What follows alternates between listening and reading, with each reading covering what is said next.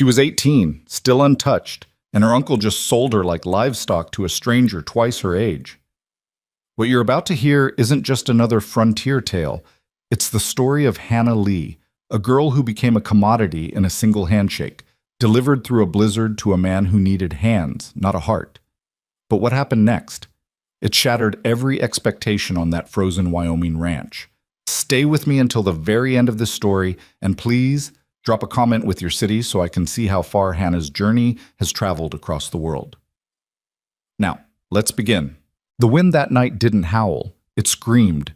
It tore across the Wyoming territory like something alive and furious, rattling the thin walls of the boarding house where Hannah Lee sat on the edge of a bed that had never truly been hers. Outside, snow fell in sheets so thick you couldn't see 3 feet past the window. Inside, the air smelled of tobacco, old wood, and something else. Something sour that Hannah had learned to recognize as her uncle's particular brand of disappointment.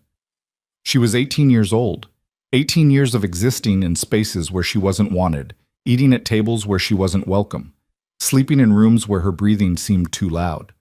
Her parents had died of fever when she was 11, her mother first, then her father 3 days later, as if he couldn't bear to be in a world without her.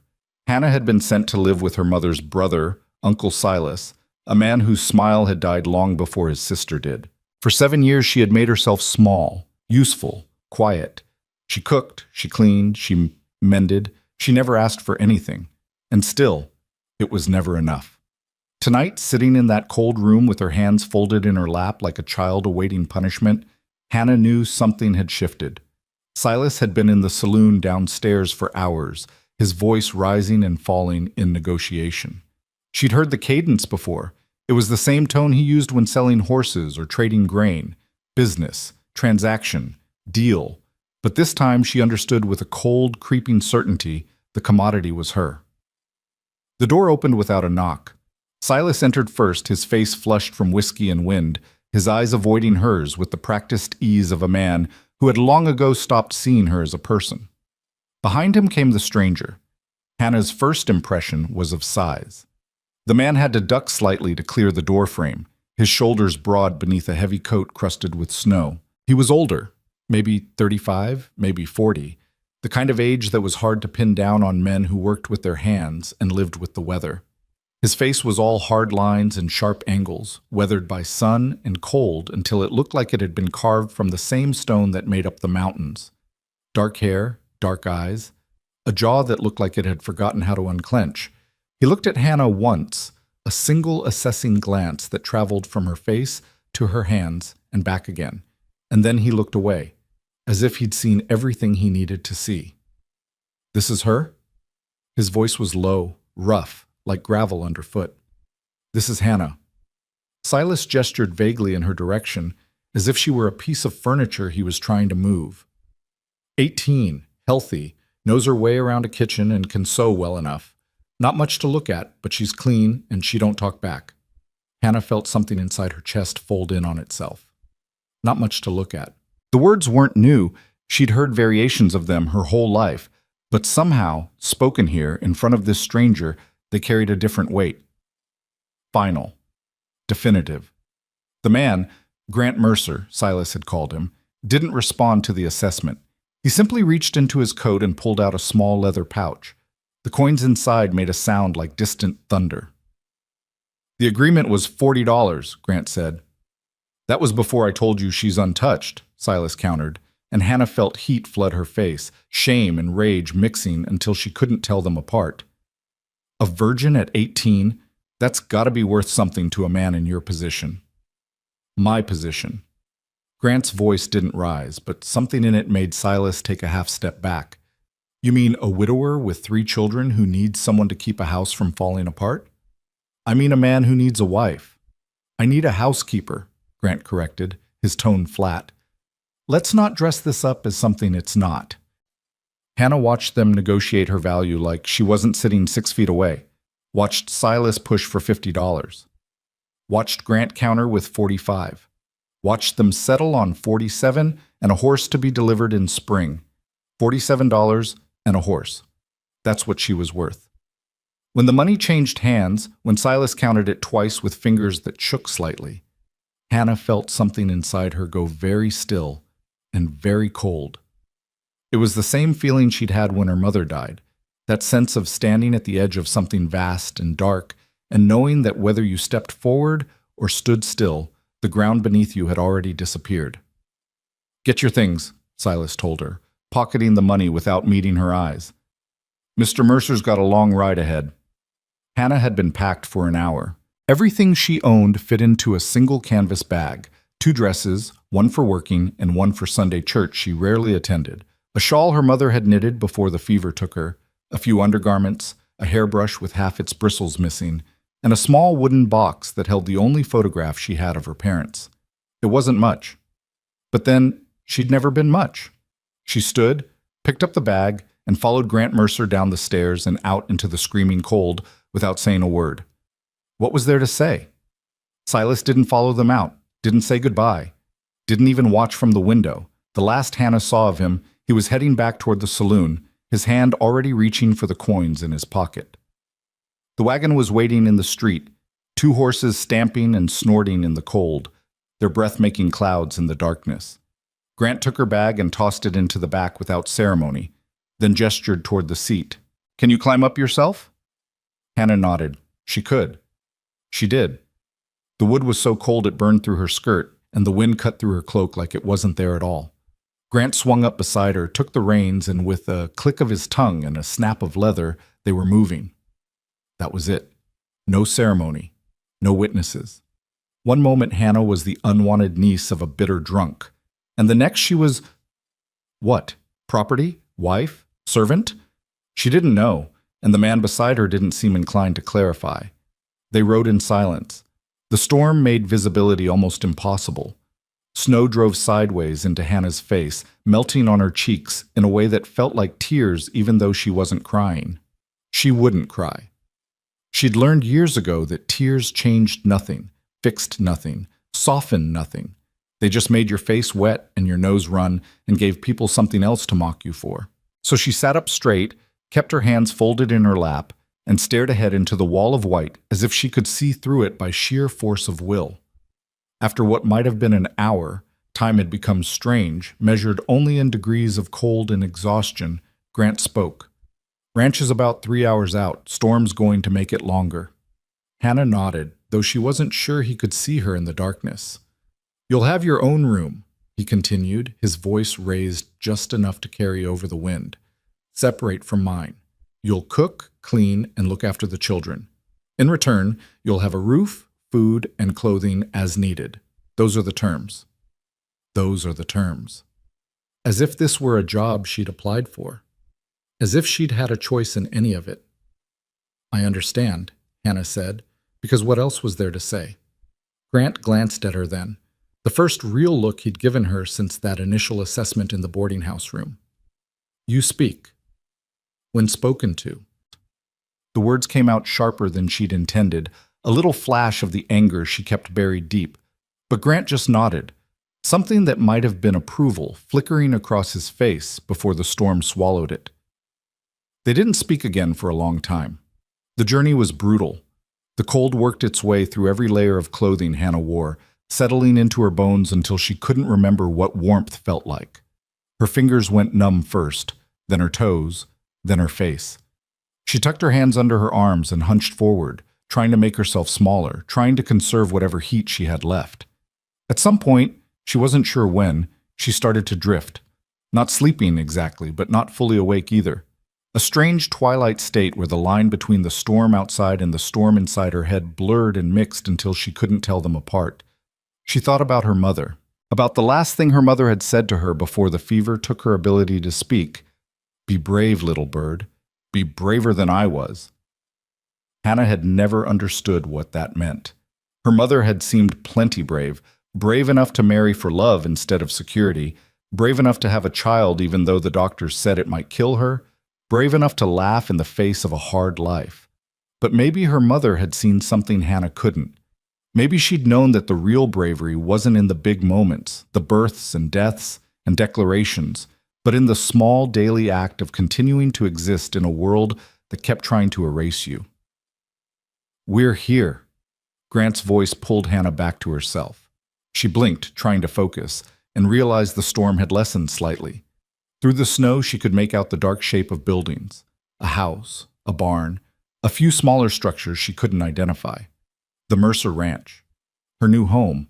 The word felt wrong in her mouth, like something that didn't belong to her and never would. Grant pulled the wagon up to the house and set the brake. For a moment, neither of them moved. Then he turned to her, and in the faint light coming from the windows, Hannah saw his face clearly for the first time. It was a hard face, yes, but there was something else there too, something that looked like exhaustion so deep it had worn grooves into his features. "My children," he said slowly, as if choosing each word with care, "have been through enough. They don't need complications. They don't need drama. They need stability. Can you give them that?" Hannah met his eyes. "I don't know what I can give them, Mr. Mercer, but I can promise I won't make things worse." Something shifted in his expression. Surprise, maybe, or recognition. He nodded once, sharp and final. "That'll do." He climbed down from the wagon and came around to her side, reaching up to help her down.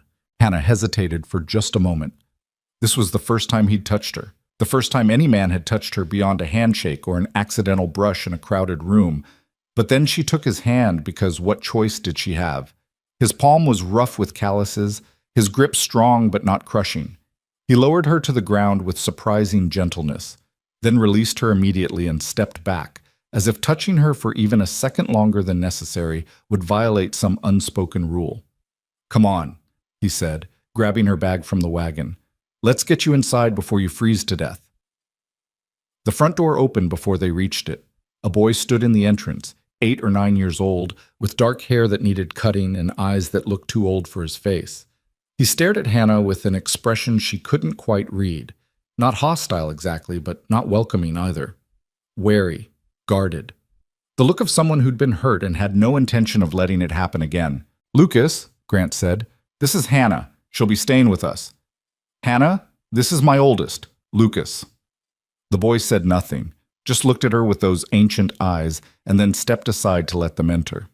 The house was warm, blessedly warm, and for a moment that was all Hannah could focus on. Heat from a potbelly stove in the corner, the smell of wood smoke and something cooking. She stood just inside the door, dripping snowmelt onto the wooden floor, and tried to take it all in.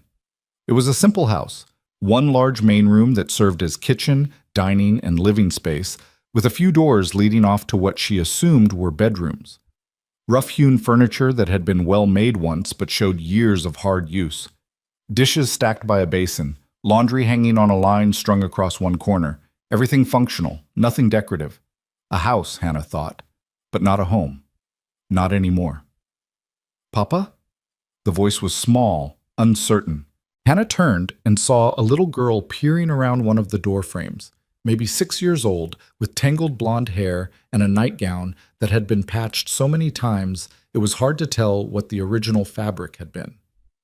"It's all right, Jonah," Grant said, his voice gentling in a way Hannah hadn't heard before. "Come say hello." The girl, Jonah, crept into the room like a wild animal approaching a trap. She kept one hand on the doorframe, ready to bolt, and stared at Hannah with eyes the same color as her father's. "Hello, Jonah," Hannah said quietly. "I'm Hannah." The girl said nothing, just stared. "There's one more," Grant said. "Becky. She's 3, already asleep upstairs." 3 children. 3 motherless children in a house that had forgotten how to breathe. Hannah felt the weight of it settle onto her shoulders like a physical thing. This wasn't just about cooking and cleaning. This wasn't just about keeping a house running. This was about 3 small people who had lost their mother and had learned not to trust anything good that came through their door. "Your room is through there," Grant said, pointing to one of the doors. It was... He stopped, swallowed. "It's clean. There's a bed and a chest for your things. We eat at dawn, noon, and dusk. Breakfast is usually porridge or eggs. Lunch is cold. Dinner is whatever you can make from what's in the cellar."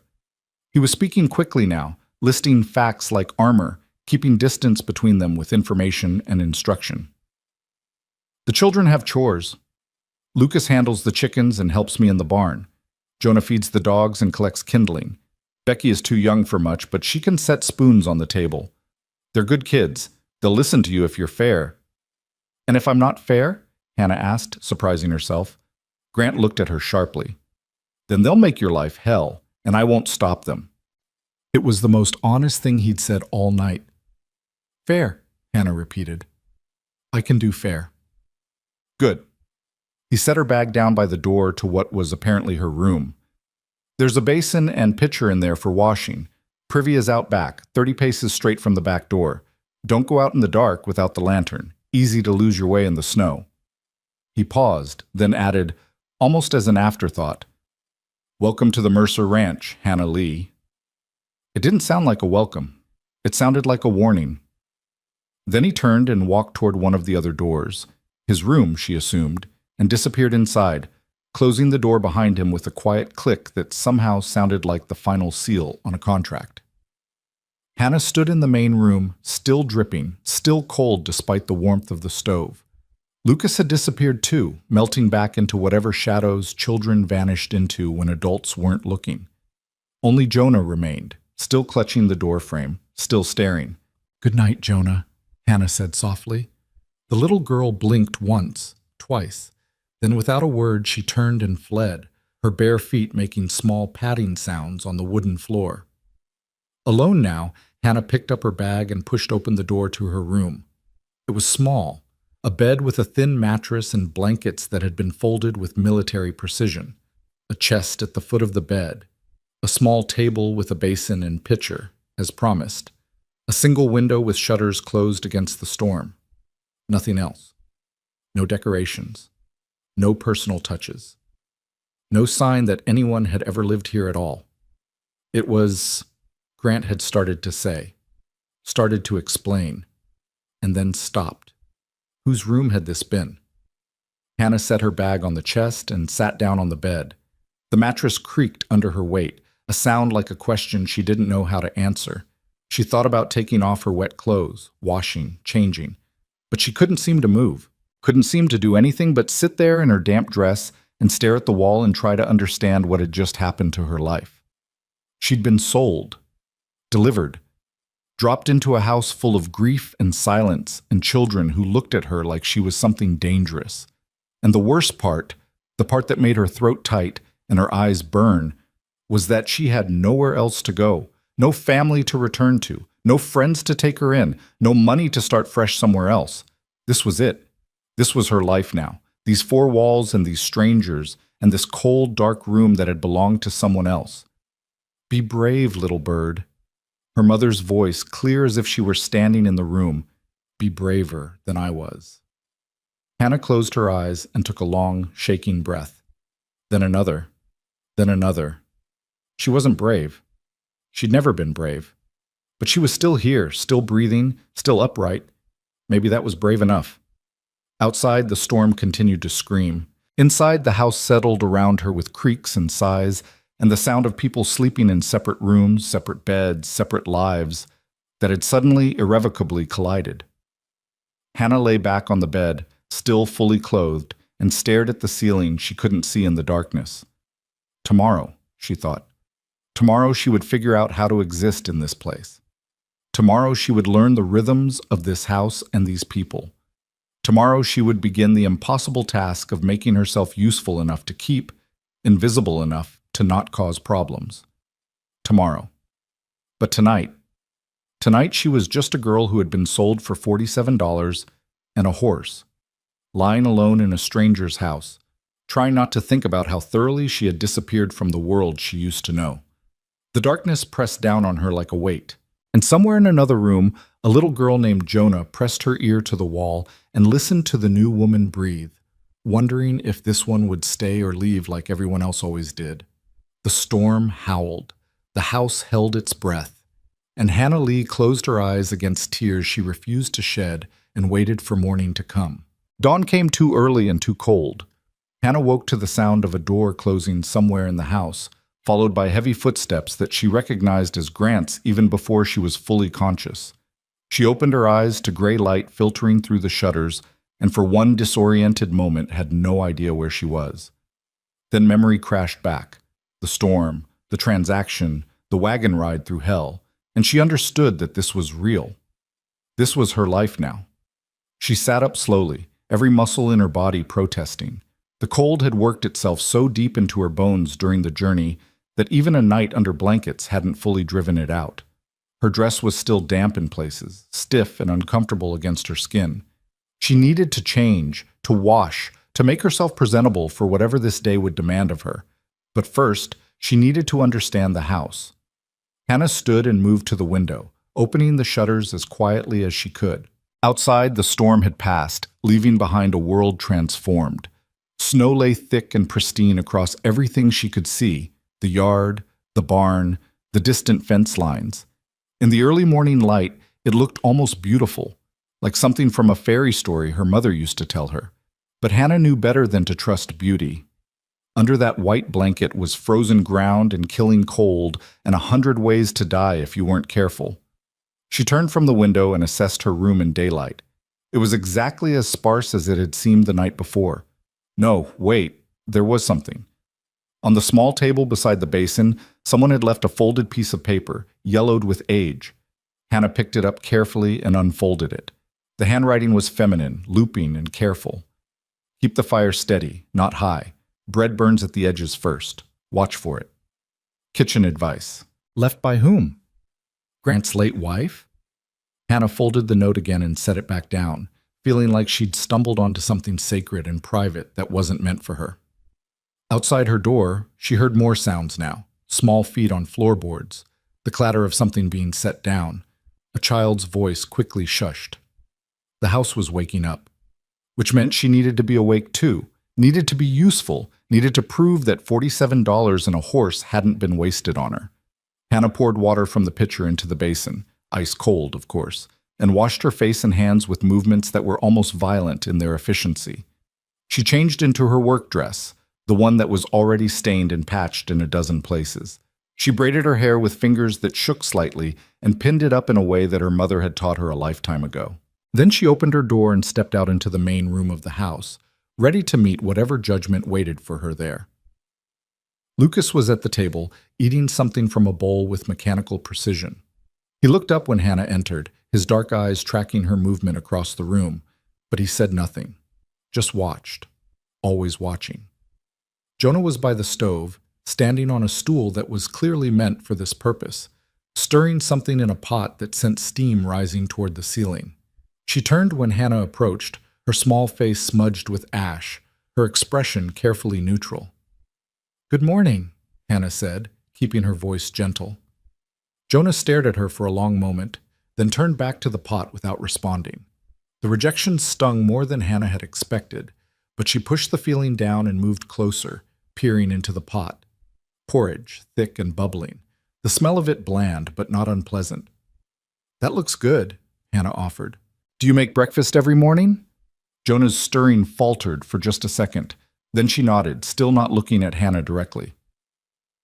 "She does," Lucas said from the table, his voice flat. "Someone has to." The implication was clear. You weren't here, so we learned to manage without anyone. Hannah absorbed the hit and kept her expression neutral. "Well, I'm here now. Maybe I can help." "We don't need help," Lucas said. "Lucas." Grant's voice came from the doorway, sharp enough to cut. He stood there still wearing his heavy coat, snow dusting his shoulders, a bucket in one hand. "Mind your manners." Lucas's jaw tightened, but he dropped his gaze to his bowl. "Yes, sir." Grant set the bucket down by the door. Milk, Hannah realized, fresh from the morning milking, and looked at her with that same assessing expression he'd worn the night before. "You're up." "Yes, sir." The words came automatically, years of living with Uncle Silas teaching her to be deferential to men who held power over her. Something flickered in Grant's eyes, discomfort maybe, or disapproval, but all he said was, "Jonah will show you where things are kept. Breakfast is almost ready. After we eat, I'll need you to look after Becky while I work in the barn. Lucas will be with me. Jonah has lessons." "Lessons?" Hannah asked before she could stop herself. "Reading and numbers," Grant said. 2 hours every morning. Their mother started it. I keep it going." He paused, then added almost defensively, Education matters. Hannah nodded, unexpectedly moved by this. A widowed rancher in the middle of nowhere making sure his children could read. Of course it does. Grant studied her for a moment longer, as if trying to determine whether she was mocking him, then turned toward one of the back rooms. I'll get Becky up. She's slow in the mornings. He disappeared through the doorway, and Hannah was left alone with the two older children, and a silence that felt heavy with things unsaid. She moved to the bucket of milk and picked it up, looking around for where it should go. Jonah pointed wordlessly to a shelf near the window where other provisions were kept: flour, salt, a few preserved vegetables in jars. Hannah carried the bucket over and set it down, then turned back to find both children still watching her. "How long have you been doing this?" Hannah asked quietly. "Taking care of the house?" "Since Mama died," Jonah said, so softly Hannah almost missed it. 11 months and 13 days. The precision of it broke something in Hannah's chest. 11 months and 13 days. This child had been counting every single one. "That's a long time to carry so much responsibility," Hannah said. Jonah's eyes suddenly shone with tears that she blinked away furiously. "We manage fine." "I'm sure you do." Hannah took a step closer, then stopped when Jonah tensed. "But maybe now you don't have to manage alone." "We don't know you," Lucas said from the table, his voice hard despite his youth. "Papa bought you same as he'd buy a plow horse. That doesn't make you family." The words landed like stones, each one precise and meant to hurt. Hannah felt her face heat, but she forced herself to meet the boy's eyes steadily. "You're right," she said. "It doesn't. And I'm not here to replace anyone or pretend to be something I'm not. But I am here, and I can cook and clean and help carry some of what you've been carrying, if you'll let me." Lucas stared at her, clearly not expecting that response. Before he could say anything else, Grant returned carrying a small figure bundled in a blanket. Becky, still half asleep, her blonde curls wild around her face. She lifted her head from her father's shoulder and looked at Hannah with sleepy blue eyes. "Who dat?" "This is Hannah," Grant said, his voice gentling again in that way it only did for the youngest child. "She's going to be staying with us. Remember I told you someone new was coming?" Becky studied Hannah with the frank, unfiltered assessment that only small children can manage. Then she yawned, showing tiny white teeth, and tucked her head back against Grant's shoulder. "Okay." Just like that. "Okay." As if the presence of a stranger in their house was no more remarkable than the weather changing. Grant carried her to the table and settled her in a chair, wrapping the blanket more securely around her small body. "Eat your breakfast, little bird. Then Hannah will watch you while I work." Little bird, the same endearment Hannah's mother had used for her. She felt something twist in her chest, sharp and unexpected. Breakfast was porridge served in mismatched bowls, with a small amount of honey drizzled on top for the children. Hannah waited until everyone else had been served before taking her own portion, years of being last in line under Uncle Silas's roof making it automatic. She sat at the far end of the table and ate in silence, listening to the small sounds of the family around her. Spoons scraping bowls, Becky humming tunelessly to herself, Grant giving quiet instructions to Lucas about the day's work. It was strange, intimate, like being allowed to observe something private that didn't belong to her. When the meal was finished, Grant stood and reached for his coat. Lucas immediately jumped up to follow, clearly eager to escape to the barn and away from Hannah's presence.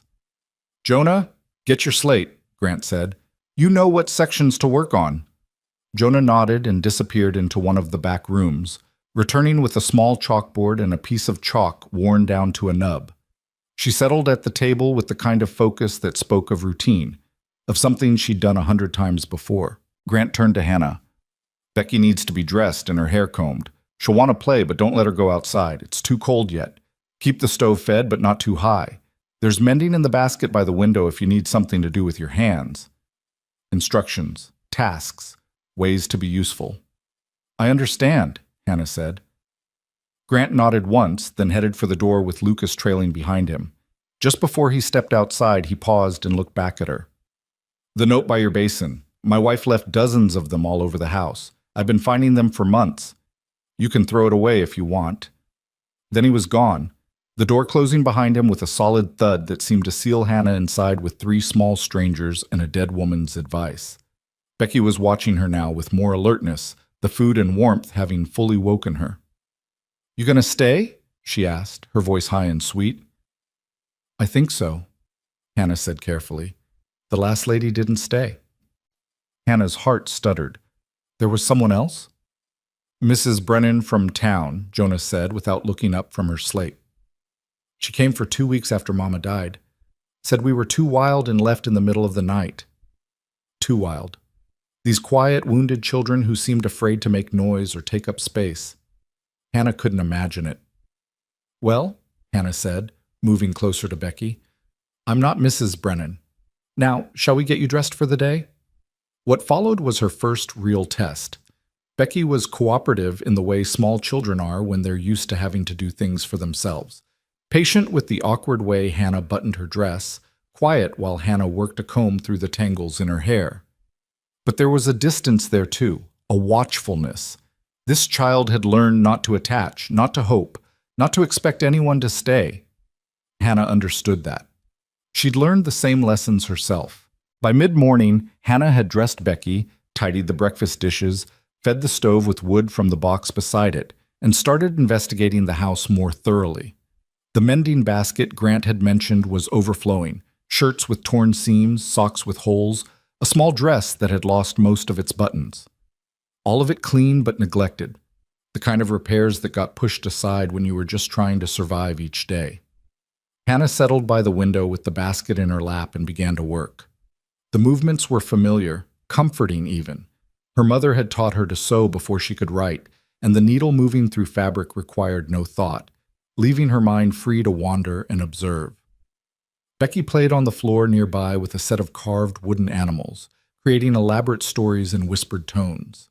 At the table, Jonah scratched careful numbers onto her slate, her tongue poking out slightly in concentration. Outside, Hannah could occasionally hear Grant's voice calling instructions to Lucas, the sounds muffled by distance and walls.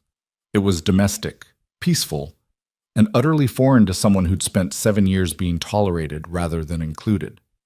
"What you making?" Becky asked, abandoning her animals to come peer at Hannah's hands. "I'm fixing your brother's shirt," Hannah said, holding it up to show the seam she was repairing. "See? It was torn here, but now it'll hold together again." Becky reached out with one small finger to touch the neat line of stitches.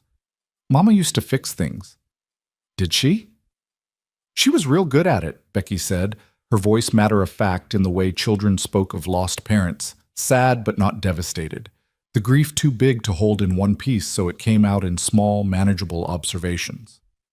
"Better than Papa. He tries, but his fingers are too big for the little stitches." Hannah felt her throat tighten. She could picture it too easily. Grant hunched over these same garments with those calloused, work-roughened hands, trying to thread a needle and repair his children's clothes because there was no one else to do it.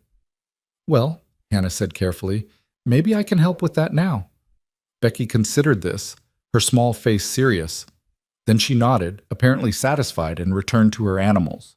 The hours passed in a rhythm that Hannah gradually learned to read. When the sun reached a certain point in the sky, Jonah closed her slate and started preparing lunch. Cold biscuits left from yesterday, some preserved meat, apples from the cellar. She moved around the kitchen with the efficiency of someone twice her age, and when Hannah tried to help, Jonah politely but firmly redirected her. "Papa likes things a certain way," she explained. Translation: "Don't disrupt what we've learned to do without you." Hannah stepped back and let the child work, though it cost her something to watch a 6-year-old perform tasks that should have fallen to an adult. When Grant and Lucas returned for the midday meal, there was a tension in the air that Hannah couldn't quite identify. Grant's jaw was tight, and Lucas looked like he'd been crying, though he ducked his head to hide it. They ate in silence, and Hannah didn't dare ask what had happened. After lunch, Grant pulled on his coat again. "I'll be checking the fence line in the north pasture. Lucas, you're with me. We'll be back before dark." "Can I come?" Jonah asked, her voice small and hopeful. "Not today, little one. Too cold. You stay inside with Hannah and Becky." Jonah's face fell, but she nodded obediently. Hannah watched this small disappointment play out and made a mental note. The children want to be with their father, want his attention, his time, his approval. After Grant and Lucas left, Hannah turned to Jonah. "Your lessons are finished for the day?" Jonah nodded. "Then would you teach me where everything is kept? I'd like to start dinner, but I don't want to disturb your father's arrangements." For the first time, Jonah looked at her with something other than suspicion. "You want me to show you?" "I do. You know this house better than I ever will. I'd be grateful for your help." Something softened in Jonah's face. She stood up straighter, pride mixing with surprise. "Okay, I can do that." What followed was a tour of the kitchen from a 6-year-old's perspective. Jonah showed Hannah where the flour and cornmeal were kept, how much wood the stove needed, which pots were for what purposes. She explained in careful, serious tones that Papa didn't like onions in his stew, that Lucas would only eat carrots if they were cut small, that Becky had to have her milk warmed or she'd get a stomachache. Hannah listened and made mental notes of all of it, seeing with new clarity how much these children had taken on. They hadn't just survived their mother's death. They'd become the architects of their own survival, learning through trial and error what worked and what didn't, what kept their father from completely collapsing under the weight of his grief. "You've done an amazing job," Hannah said when the tour was complete. "Your mama would be proud of how well you've kept everything going." Jonah's eyes filled with tears so suddenly that Hannah was startled. The little girl turned away quickly, her shoulders hunching. "Don't talk about Mama," she said, her voice thick. "It makes it hurt again." Hannah's heart cracked. She wanted to reach out, to comfort, but she held herself back, sensing that touch would be unwelcome. "I'm sorry. I won't mention her again unless you want me to." Jonah nodded without turning around, then fled to the back room where she slept, leaving Hannah standing alone in the kitchen with Becky, who had witnessed the entire exchange with wide, solemn eyes. "Jonah cries sometimes," Becky said conversationally, "but only when Papa can't see." "Does she?" "Uh-huh. At night, I hear her." Hannah knelt down so she was at eye level with the little girl. "Do you cry too?" Becky thought about this for a moment, her face scrunched in concentration. "Sometimes, but I don't remember Mama as good as they do. Sometimes I forget what her voice sounded like." The casual devastation of it nearly undid Hannah. This child, barely more than a baby, already forgetting the woman who had given her life. "That's all right," Hannah said gently. "It doesn't mean you loved her any less." "That's what Papa says too." Becky tilted her head, studying Hannah with those clear blue eyes. "Are you going to be our new mama?" Hannah stopped, the question catching her completely off guard. "I don't know, sweetheart. I don't think so." "Okay," Becky said, accepting this with the same easy acceptance she'd shown that morning. Then she went back to her animals, and Hannah was left kneeling on the floor, trying to understand what she'd just agreed to and what she hadn't. The afternoon stretched long and strange. Hannah made bread, following the instructions from the note she'd found. Keep the fire steady, not high. And to her surprise, it turned out well. Not perfect, but edible, and better than the hard, burned loaves she'd produced for Uncle Silas. She started a stew with preserved vegetables and some of the meat from the cold cellar, adding the spices carefully, trying to balance what she knew with what Jonah had told her about the family's preferences. While the food cooked, she worked on the mending, finding a strange peace in the repetitive motion of the needle. Becky eventually climbed into her lap, and Hannah led her, adjusting her position so the child could see the stitches form. "Will you teach me?" Becky asked. "To sew?" "Uh-huh. Mama was teaching me, but then—" She trailed off, the sentence needing no completion. "I'd be happy to teach you," Hannah said. "But maybe we start with something simple. How about I show you how to thread a needle?" They spent the next hour like that, Hannah guiding Becky's small fingers, praising her efforts even when the thread went everywhere except through the eye of the needle. It was sweet, tender. The kind of moment Hannah had thought she'd never have, a child trusting her, wanting to learn from her, choosing to be close to her. When Jonah emerged from the back room, her eyes were red but dry. She stood in the doorway watching them for a long moment before speaking. "The bread smells good," she said quietly. "Thank you," Hannah replied. "Would you like to help me finish the stew?" Jonah hesitated, clearly torn between her earlier retreat and the olive branch being offered. Finally, she nodded and moved to the stove, and together they worked on the evening meal in a silence that was less hostile than it had been that morning. Grant and Lucas returned just as the sun was starting to set, both of them red-faced from cold and exhaustion. Grant stopped in the doorway, and Hannah saw his nose lift slightly, catching the smell of bread and stew. Something crossed his face, surprise maybe, or relief, before his expression closed down again. "Smells good," he said, echoing his daughter's earlier words. "It's almost ready," Hannah told him. "If you'd like to wash up, we can eat soon." He nodded and moved toward the basin, Lucas trailing behind him with his head still down. Hannah noticed the boy had been crying again. His eyes were swollen and his breathing had that hitched quality that came after hard tears, but Grant seemed determined to ignore it. Dinner was the real test. Hannah served the food with hands that trembled slightly, hyper-aware of 4 pairs of eyes watching every move she made. The bread was sliced and placed on the table. The stew was ladled into bowls. Everyone sat in what were clearly their assigned places, with Hannah taking the seat that had been left empty. The wife's seat, she realized. The mother's seat. For a long moment, no one spoke. Then Grant picked up his spoon and tasted the stew. Hannah watched his face, trying to read his reaction, but he was as unreadable as stone. "It's good," he said finally. "Different from how—" He stopped. "It's good." High praise, apparently, because Jonah and Lucas immediately started eating, as if their father's approval had granted them permission. Becky, already eating with the enthusiasm of a child who didn't understand tension, hummed happily to herself. Hannah picked up her own spoon but found she couldn't eat. Her stomach was twisted too tight, her nerves too raw. She'd passed some kind of test, but she wasn't sure what it meant or what came next. "You used time," Grant said suddenly. Hannah looked up, startled. "Yes. Is that— should I not have?" "No, it's—" He paused, his jaw working. "My wife used time. I'd forgotten what it tasted like." The admission hung in the air between them, vulnerable and aching. Hannah didn't know what to say to it, how to respond to grief she could sense but not fully understand. "I can use different spices," she offered quietly. "If it's too difficult." Grant met her eyes across the table, and for the first time since she'd met him, Hannah saw past the stone exterior to the man beneath, exhausted, grieving, trying so hard to hold himself and his children together that he'd forgotten how to bend. "No," he said.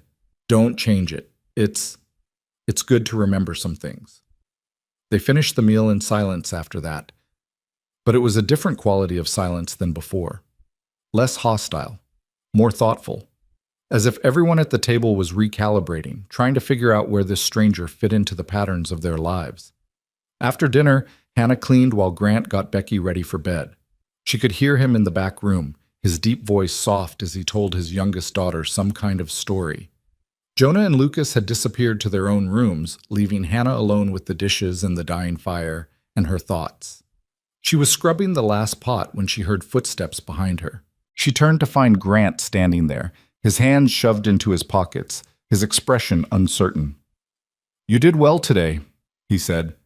Hannah blinked, surprised. "Thank you. The children, they're not easy. They've been hurt. They don't trust quickly." "I understand that." Grant studied her for a moment, then reached into his pocket and pulled out another piece of yellowed paper. "I found this one in the barn. My wife left them everywhere. Advice, reminders, little notes about the children or the house." He held it out to Hannah. "Thought you might want it." Hannah took the paper carefully and unfolded it. The same feminine handwriting. Jonah loves stories before bed. Lucas pretends he doesn't, but he listens from his room. Make them long. Make them full of brave people who survive hard things. Hannah read it twice, feeling the ache of it, the ghost of a woman who had known her children so well and had tried to leave pieces of that knowledge behind. "Why are you giving these to me?" she asked quietly. Grant was silent for so long that Hannah thought he might not answer. Then, "Because someone should have them. Someone should know what she knew. And you're here. You're trying. That's more than I had any right to expect for $47 and a horse." The amount, the price of her, hung between them, neither comfortable nor cruel, just a fact they both had to live with. I'll do my best, Hannah said, because what else could she say? Grant nodded slowly. That's all any of us can do. He turned to leave, then paused. The note. From this morning. About the bread. You followed it. I did. It showed. He cleared his throat, uncomfortable with whatever he was trying to say. Sleep well, Hannah. Then he was gone, retreating to his own room, and Hannah was alone again with a dead woman's note and the slowly growing understanding that this house wasn't just grieving a wife and mother, it was starving for any small gesture of care, any tiny seed of warmth that might take root in frozen ground. She finished cleaning and banked the fire for the night, then retreated to her own small room. But before she lay down, she carefully placed both notes, the one about bread, the one about stories, on the small table by her bed where she could see them. Someone should know what she knew. Hannah didn't know if she could fill the space left by the woman who had written these notes. Didn't know if she was meant to or even if she wanted to. But she could try, she could learn, she could pay attention to these wounded people, and maybe, if she was careful enough, gentle enough, patient enough, she could help them remember how to breathe. Outside her window, the night was clear and cold, stars hard and bright against the darkness.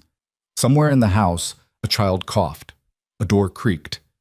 The ordinary sounds of a household settling into sleep. Hannah closed her eyes and tried to imagine what tomorrow would bring, what small tests and tiny victories might be waiting in the hours ahead. But sleep wouldn't come easily, and she lay there for a long time, listening to the house breathe around her and wondering if a person could learn to become necessary, to become chosen, or if she would always be exactly what she'd been bought to be. Temporary help until something better came along. In the morning, she would wake to find a small note pinned near the stove, written in Grant's rough hand, "Use maple for steady heat." And Hannah would understand that this was his way of teaching her, of including her, of slowly, carefully letting her into the patterns of survival they had built. It wasn't warmth, not yet, but it was something. And in a house that had learned to survive on nothing, something felt like hope. The notes continued. Over the following weeks, Hannah found them tucked in strange places, folded inside the flour tin, pinned to the inside of the cupboard door, wedged between jars of preserves in the cellar. Each one was written in that same careful feminine hand. Each one contained some small piece of wisdom about the house, or the children, or the land itself. Lucas is left-handed. Don't try to change it.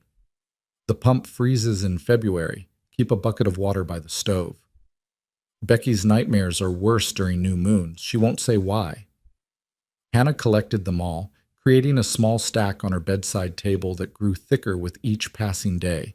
She read them at night before sleeping, studying them like a student preparing for an examination she couldn't afford to fail. And slowly, carefully, she began to apply what she learned. She made sure Lucas's place at the table was set with the spoon on the left side. She filled buckets with water even though February was still weeks away. She paid closer attention to Becky on dark nights, ready to comfort when the little girl woke crying from dreams she wouldn't describe. The children noticed.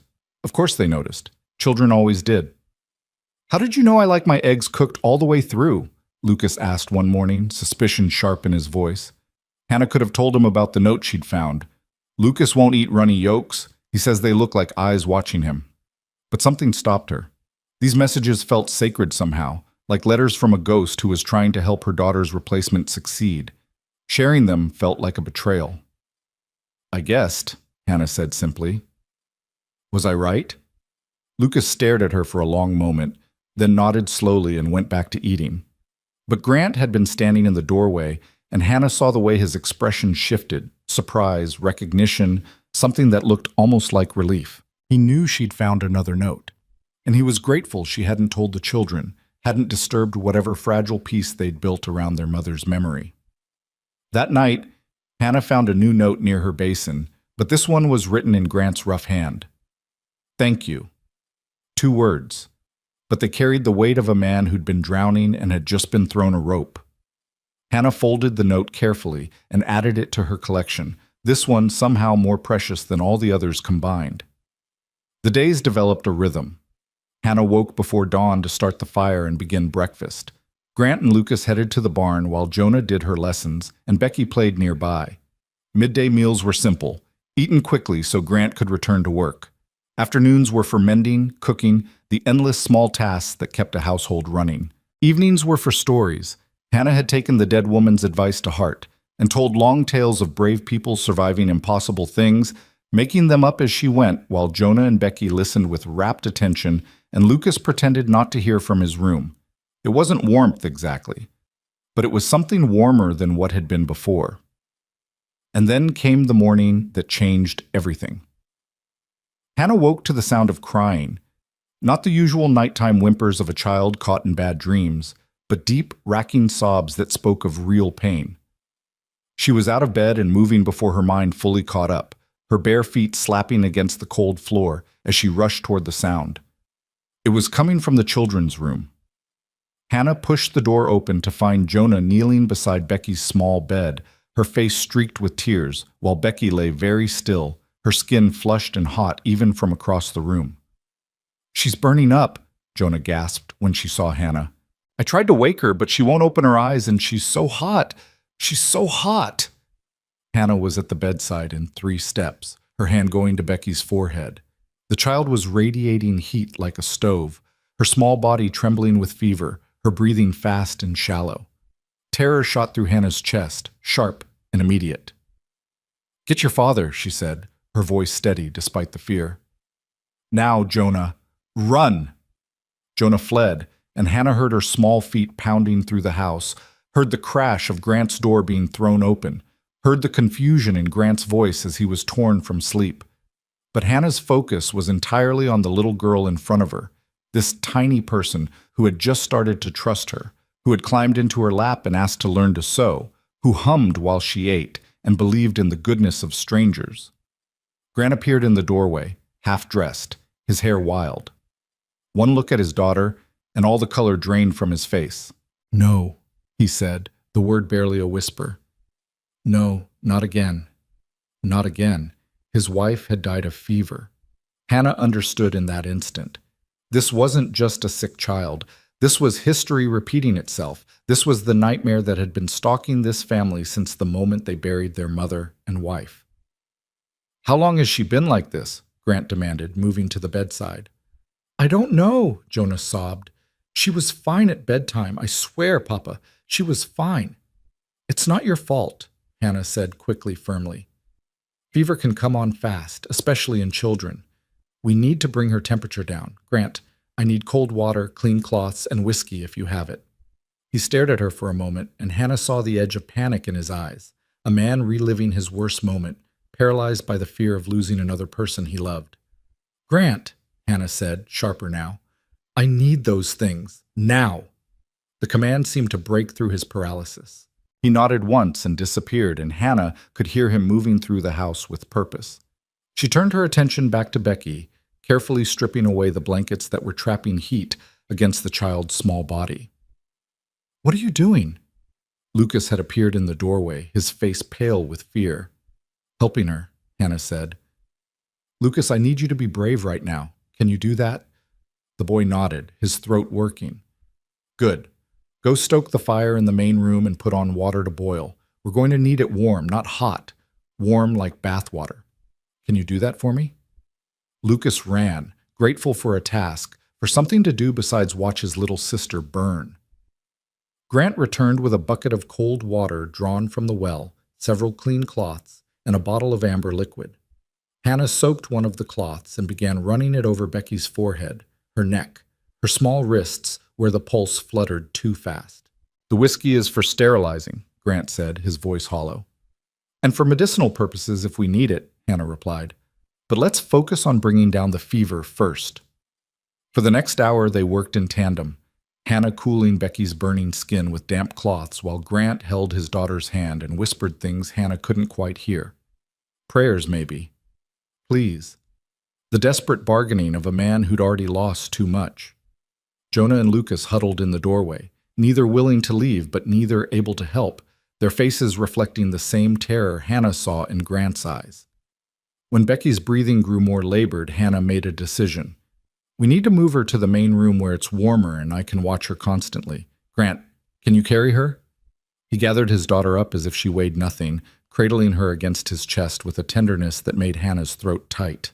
They processed through the house like a funeral march, Grant with Becky, Hannah following with the water and cloths, Jonah and Lucas trailing behind, all of them silent except for the sound of Becky's ragged breathing. Grant settled into the chair nearest the stove with Becky in his lap, unwilling to put her down, unwilling to let her go even for a moment. Hannah understood. If he put her down, if he released her, it would feel too much like the last time, too much like giving up. "I'm going to make a tea," Hannah said. "Willow bark if you have it. It'll help with the fever." "Cellar," Grant said without looking up. "Third shelf, brown jar." Hannah found it exactly where he'd said, along with several other medicinal herbs that spoke to a household used to managing their own illnesses. She brewed the tea strong and brought it back to the main room, but Becky was still unconscious, unable to drink. "We'll have to get it into her drop by drop," Hannah said. "It'll take time, but we can do it." What followed were the longest hours of Hannah's life. She sat beside Grant, carefully parting Becky's lips and letting tiny amounts of the bitter tea slide into the child's mouth, waiting to make sure she swallowed before giving more. Grant held his daughter and rocked her slowly, his lips moving in what might have been prayer or might have been the stories his wife used to tell. Jonah and Lucas eventually fell asleep on the floor nearby, their small bodies curled together for comfort, unable to stay awake but unwilling to leave. Dawn came with no improvement. The fever raged on, and Becky remained frighteningly still, her small chest rising and falling in a rhythm that seemed too fragile to sustain life. "I should ride for the doctor," Grant said suddenly, his voice hoarse from hours of not speaking. "In town. It's a half-day's ride, but—" "You can't leave her," Hannah said gently. "And we both know the doctor couldn't get here any faster than you could get there. We're her best chance right now. We just need to keep fighting." "Like you fought for your mother?" The words came out harsh, accusatory, and Hannah saw the moment Grant realized what he'd said. His face crumpled. "Christ, I'm sorry, I didn't mean—" "It's all right," Hannah said, "though it wasn't. Not really." "You're scared. I understand." "My wife died in my arms," Grant said, the words tumbling out as if a dam had broken. "I held her just like this for 3 days while the fever ate her alive, and I couldn't do anything. I couldn't save her. I couldn't even make it easier. She just burned and burned until there was nothing left, and I held her the whole time like a fool who thought love could be enough." His voice broke on the last word, and Hannah saw tears sliding down his weathered face, cutting tracks through dirt and exhaustion. "Love is enough," Hannah said quietly. "It doesn't always save them, but it matters. She knew you were there. She didn't die alone. That counts for something." "Does it?" Grant looked at her with eyes that were drowning. "Because right now it feels like the only thing I'm good at is watching the people I love disappear." Hannah wanted to say something comforting, something wise, but she had no words that could make this better. So instead she reached out and placed her hand over his where it rested on Becky's back, the first time she'd deliberately touched him since that night in the wagon. "You're not alone this time," she said. "We're going to fight for her together." Grant's eyes met hers, and something passed between them in that moment. Recognition, maybe, or understanding, or just the desperate solidarity of two people standing against the dark.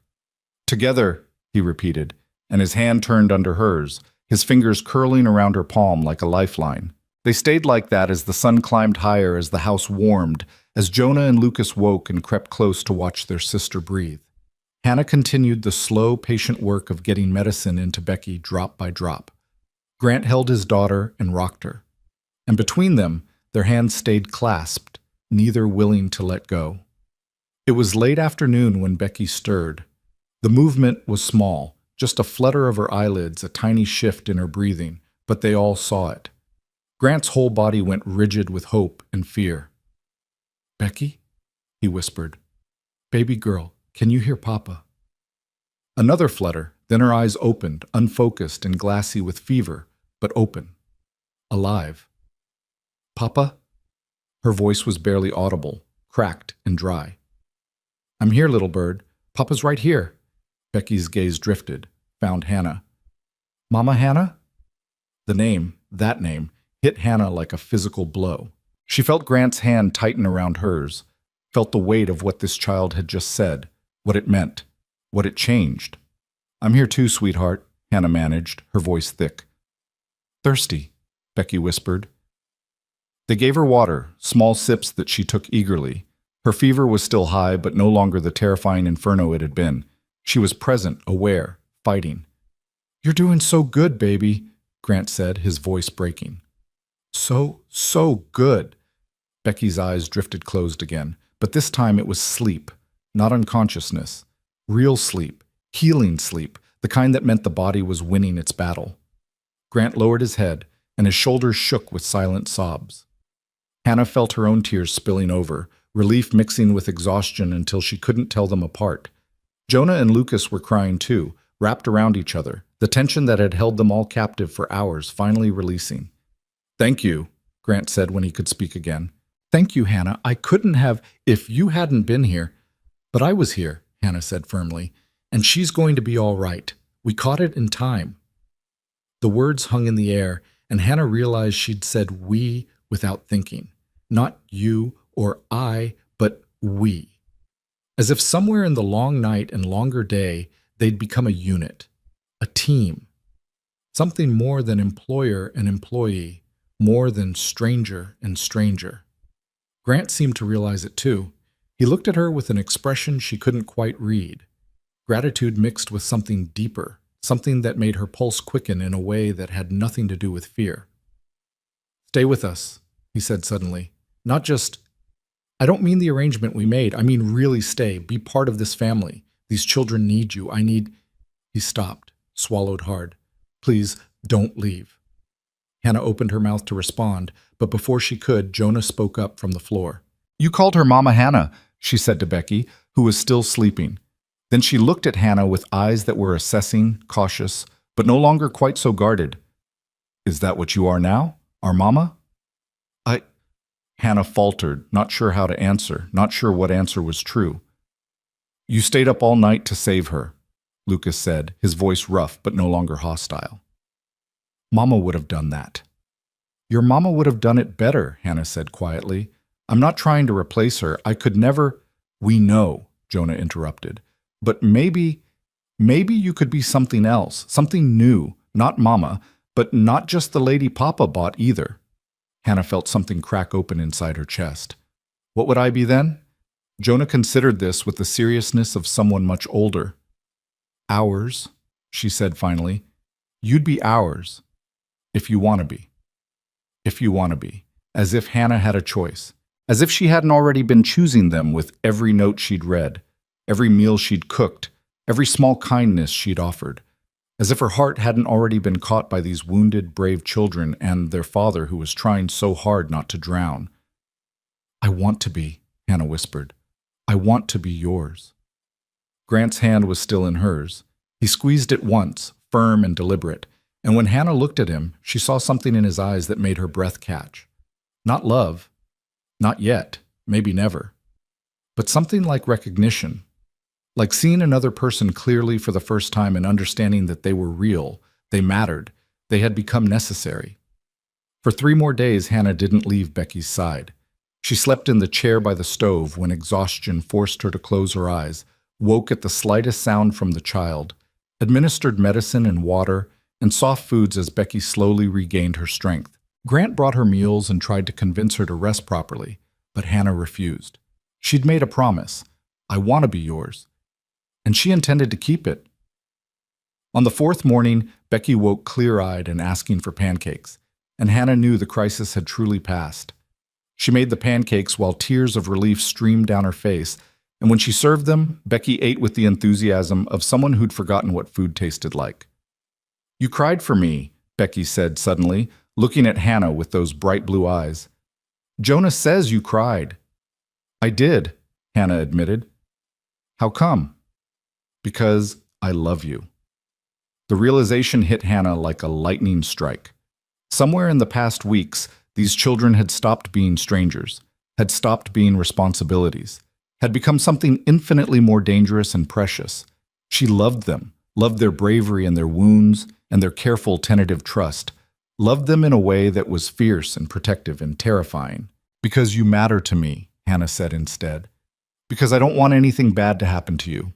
Becky nodded as if this made perfect sense, then went back to her pancakes. That evening, after the children were in bed, Grant found Hannah in the kitchen finishing the dishes. He stood in the doorway for a long moment, just watching her work, and when she turned to ask if he needed something, the words died in her throat at the expression on his face. "I need to tell you something," he said quietly. Hannah set down the dish she'd been drying. "All right. When I went to town to find a housekeeper, I wasn't looking for a wife. I wasn't looking for someone to love or someone to love me. I just needed—" He stopped, searching for words. "I just needed the bleeding to stop. The house was falling apart. The children were falling apart. I was falling apart. And I thought if I could just get someone to keep things running, maybe we'd survive long enough to figure out how to live again." Hannah waited, sensing there was more. "But then Silas offered you, and I saw this girl who looked like she'd already survived things I couldn't imagine, and I thought you'd understand. What it feels like to just be trying to make it through each day, what it costs to keep going when everything in you wants to stop." "I did understand," Hannah said softly. "I do understand." Grant nodded. "I know, that's why I—" He stopped again, his jaw working. "Yesterday, a friend of mine came by the barn, asked about you, said things about why a man my age would buy a young girl, what I must be getting out of the arrangement besides housework." Hannah felt her stomach drop. She'd known people would talk, had braced herself for it, but hearing it spoken aloud still hurt. "I told him you were just here for convenience," Grant continued, and now his voice was rough with something that might have been shame. "Said I chose you because you were young enough to work hard and not make demands. Said it meant nothing, you meant nothing, you were just another set of hands to keep the house together." The words landed like blows. Hannah tried to keep her face neutral, tried not to show how deeply they cut, but she must have failed because Grant flinched. "I lied," he said quickly. "I lied to protect your reputation, to keep him from saying worse things, from making worse assumptions. But Hannah—" He took a step closer. "I lied because I didn't know how to tell the truth. Didn't know how to admit that that these past weeks you've—" He was struggling, and Hannah wanted to help him, wanted to offer him the words he couldn't find, but her own throat was too tight to speak. "You matter," Grant said finally, simply. "You're not convenient. You're not just hands to do work. You stayed up for 3 days to save my daughter. You've been reading my wife's notes and learning everything about my children because you care, not because I'm paying you. You've given us something I thought we'd lost forever, and I don't even know what to call it, but it's not nothing. It's everything." Hannah felt tears burning behind her eyes. "Grant, I don't know if I can love again," he said, and the honesty of it was brutal and beautiful at once. "I don't know if I remember how. My wife, she was my whole world, and when she died, something in me died too. But I know that I can't breathe when I think about you leaving. I know that when I see you with my children, something that's been frozen inside me starts to thaw. I know that you're not just the woman I bought to keep my house. You're—" He stopped, and Hannah waited, her heart hammering against her ribs. "You're becoming part of us," he finished quietly. "And I need you to know that. Need you to know that you're not nothing. You've never been nothing." Hannah couldn't speak, couldn't find words big enough to hold what she was feeling. So she just nodded, and Grant nodded back, and they stood there in the kitchen with 3 sleeping children nearby and something fragile and new forming in the space between them. "Thank you for telling me," Hannah managed finally. Grant nodded again, then turned to leave, but he paused in the doorway and looked back at her. "The note I left you, the one that just said thank you. Yes? I meant it. For everything. For staying. For caring. For being here when we needed you most." Then he was gone, and Hannah was alone with her thoughts, and her wildly beating heart, and the understanding that something had shifted, something had changed, something had been said that couldn't be unsaid. She finished the dishes in a daze and went to bed, but couldn't sleep. Her mind kept replaying Grant's words. "You matter. You're becoming part of us. I can't breathe when I think about you leaving. Not love. He'd been clear about that. But something. something that felt like it could grow into love if they were careful with it, if they nurtured it, if they gave it time and space and patience. Hannah lay in her small room and stared at the ceiling and tried to imagine a future where she wasn't just borrowed time, wasn't just $47 and a horse, wasn't just convenient. Tried to imagine being chosen, being wanted, being loved.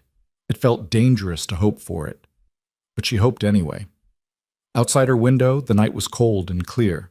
Inside the house, everyone slept, even Becky, healthy now, her fever broken, her nightmares held at bay. And in the kitchen, pinned near the stove where Hannah would find it in the morning, was a new note in Grant's rough hand. "You saved her. You saved all of us. Don't leave." 3 sentences. But they held a world of meaning, a universe of possibility. Hannah would find it at dawn, would read it with shaking hands and burning eyes, would fold it carefully and add it to her collection of notes from the dead and the living, from the woman who'd loved this family first, and the man who was learning to love again. And she would stay. Because somewhere between being bought and being needed, between surviving and living, between convenience and care, Hannah Lee had found something she'd been missing her whole life. She'd found home, even if it was fragile, even if it was new, even if it could still break. It was hers, and she was theirs. And for now, that was enough. The morning Hannah found that note, "You saved her. You saved all of us. Don't leave," was the morning everything felt different. The air itself seemed lighter somehow, as if the house had been holding its breath for months and had finally remembered how to exhale. She stood by the stove with the paper trembling in her hands and felt something inside her chest unfold like a flower that had been waiting for spring. She was still standing there, still staring at Grant's rough handwriting, when she heard his footsteps on the porch. The door opened and he came in carrying an armful of wood, snow dusting his shoulders, his breath making clouds in the cold air. He stopped when he saw her, saw the note in her hands, and for a moment neither of them moved. "You found it," he said unnecessarily. "I found it," Hannah confirmed, her voice steady despite the chaos of feeling inside her. "And?" Grant set the wood down by the stove, his movements careful, controlled. "What's your answer?" Hannah looked at him, really looked at him, and saw past the hard exterior to the man beneath. Saw someone who'd been broken and was trying to learn how to be whole again. Saw someone who was offering her something precious and fragile and real. "I'm not going anywhere," she said. The relief that crossed Grant's face was so profound it was almost painful to witness. His shoulders dropped, his jaw unclenched, and for just a moment he looked younger, softer, like the man he might have been before grief had carved him into stone. "Good," he said roughly. That's good." They stood there in the quiet kitchen as the sun climbed higher and the children still slept, and something passed between them that felt like a promise. Not spoken, not formalized, but real nonetheless. The weeks that followed were different, warmer. Hannah couldn't pinpoint exactly when the shift happened. There was no single moment, no grand gesture, but gradually the house began to feel less like a mausoleum and more like a home. The children laughed more. Grant smiled occasionally, small expressions that transformed his whole face. And Hannah found herself singing while she worked, old songs her mother had taught her that she'd forgotten she knew. It was Jonah who brought up the wildflowers first. They were having dinner one evening in early March, the windows showing the first real signs that winter might actually end someday, when Jonah suddenly said, "Mama's flowers will be coming up soon." The table went quiet. Lucas's spoon stopped halfway to his mouth. Becky looked confused, too young to fully remember. And Grant's face did that thing where it closed down, shuttering all emotion behind a wall of careful blankness. "What flowers, sweetheart?" Hannah asked gently when no one else spoke. "In the field behind the north pasture," Jonah explained, her voice small. "Mama loved them. Every spring she'd take us out there and we'd pick them and make crowns, and she'd tell us about how wildflowers were the bravest plants because they grew where nothing else could." She paused, her eyes shining with unshed tears. "Papa won't go there anymore." Hannah looked at Grant and saw the grief written plainly on his face, raw and aching and still so fresh despite the months that had passed. "That's where we scattered her ashes," Lucas said quietly, and suddenly Hannah understood. The field wasn't just a place his wife had loved, it was where she rested, where part of her would always be. "I'd like to see it," Hannah said, the word surprising even herself. "When the flowers come up, if that would be all right." Grant's eyes snapped to hers, searching for something. Mockery maybe, or false sympathy, or any of the 100 wrong reasons someone might want to visit a dead woman's resting place. But Hannah met his gaze steadily, honestly, and whatever he saw there made something in his expression soften. "She'd have liked you," he said, so quietly Hannah almost missed it. "My wife. She'd have liked your kindness." The compliment settled around Hannah's shoulders like a blessing from a ghost, and she felt honored by it in a way she couldn't quite explain. That night, after the children were asleep, Grant appeared in the kitchen where Hannah was finishing the day's bread for tomorrow. He stood in the doorway with something in his hands, a small wooden box worn smooth from years of handling. "I want to show you something," he said. Hannah wiped the flour from her hands and followed him to the table. He set the box down and opened it carefully, reverently, and Hannah saw it was full of small treasures: a woman's pearl necklace, a few letters tied with ribbon, a pressed flower, a lock of blonde hair. "These were hers," Grant said, touching each item gently. "The things I kept, the things I couldn't let go." Hannah waited, sensing he needed to do this at his own pace. "The necklace was my mother's," he continued, lifting it from the box. The pearls gleamed softly in the lamplight, modest but beautiful. "She gave it to my wife the day we married, said it should go to the woman who'd raise the next generation of Mercers." He paused, his thumb rubbing over the smooth beads. "I've been carrying this box around for months, not knowing what to do with it. Can't bear to keep it locked away, but can't bear to look at it either." "It's beautiful," Hannah said softly. "My wife wore it every Sunday to church," Grant said, "even when we had nothing else. Even when we were scraping by on hope and stubbornness, she'd put on this necklace and hold her head high. She said it reminded her that she came from strong women and she'd be a strong woman too." His voice cracked slightly. "She was. God, she was so strong. Right up until the end." Hannah didn't know what to say to that kind of grief, so she just reached out and placed her hand over his where it rested on the table. Grant looked at their joined hands for a long moment, then carefully, deliberately, he turned his palm up and laced his fingers through hers. "I want you to have it," he said. Hannah's breath caught. "Grant, I can't." "Yes, you can." His grip tightened. "You're raising my children. You're keeping this house alive. You're doing everything she would have done if she could have stayed. And I think—" He swallowed hard. "I think she'd want you to have it. Want you to know that you're not just temporary. You're not just convenient. You're the woman who's raising the next generation of Mercers." The weight of what he was offering hit Hannah like a physical force. This wasn't just a necklace. This was acceptance, recognition, a place in the family that went deeper than any arrangement or transaction.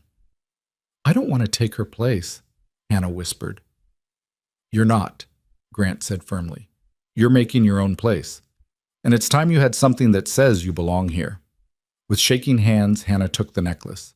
The pearls were cool and smooth against her skin, and when she fastened them around her neck, they settled against her collarbone like they'd been waiting for her. Grant looked at her wearing his mother's necklace, and his expression was complicated, grief and gratitude and something else, something that looked almost like wonder. "It suits you," he said quietly. That night, Hannah lay in bed touching the pearls at her throat and trying to understand what was happening to her life, to her heart. She'd come here as property, as something bought and sold. But somehow she was becoming something else, something chosen. The next morning brought disaster. Hannah woke to shouting, Grant's voice raised in a way she'd never heard before, sharp with panic and command.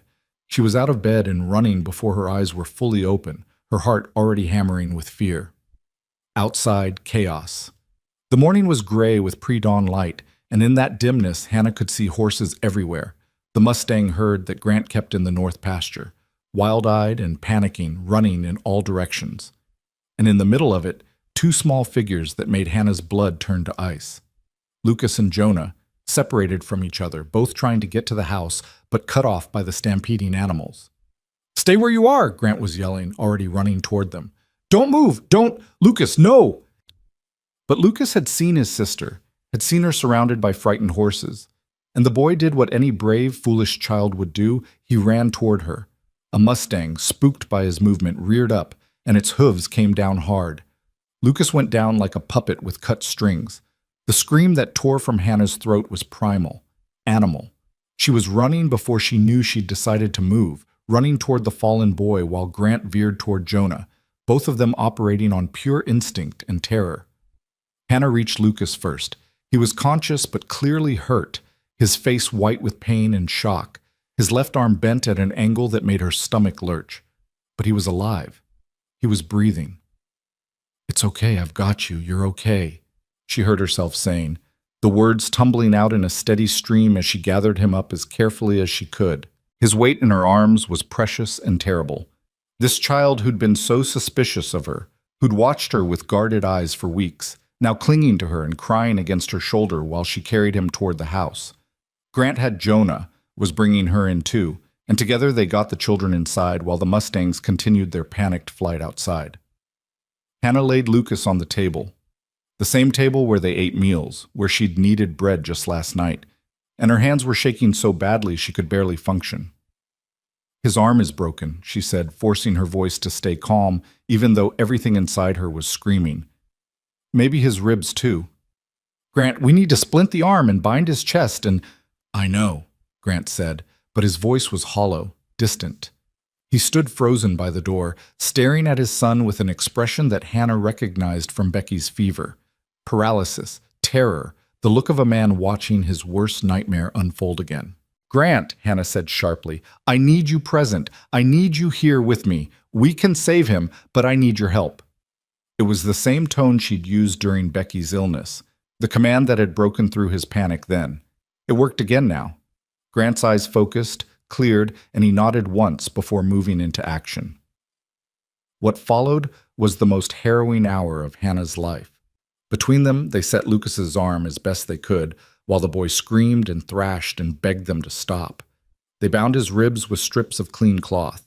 They checked him for other injuries, finding bruises blooming across his skin, but nothing else that seemed life-threatening. Through it all, Jonah stood in the corner clutching Becky, both girls crying silently, watching their brother suffer. When it was done, when Lucas was finally dosed with enough of the whiskey medicine to blur the edges of his pain and send him into an exhausted half-sleep, Grant walked to the far side of the room and put his fist through the wall. The violence of it shocked everyone. Jonah gasped, Becky started crying harder, and Hannah just stood there watching as Grant hit the wall again and again until his knuckles were bloody and something in him had been released. "It's my fault," he said, his voice raw and ragged.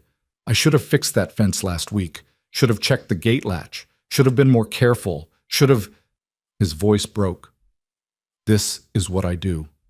I fail them. I fail everyone." "No," Hannah said firmly, moving toward him. "No, Grant, listen to me. This was an accident. You couldn't have predicted." "I should have!"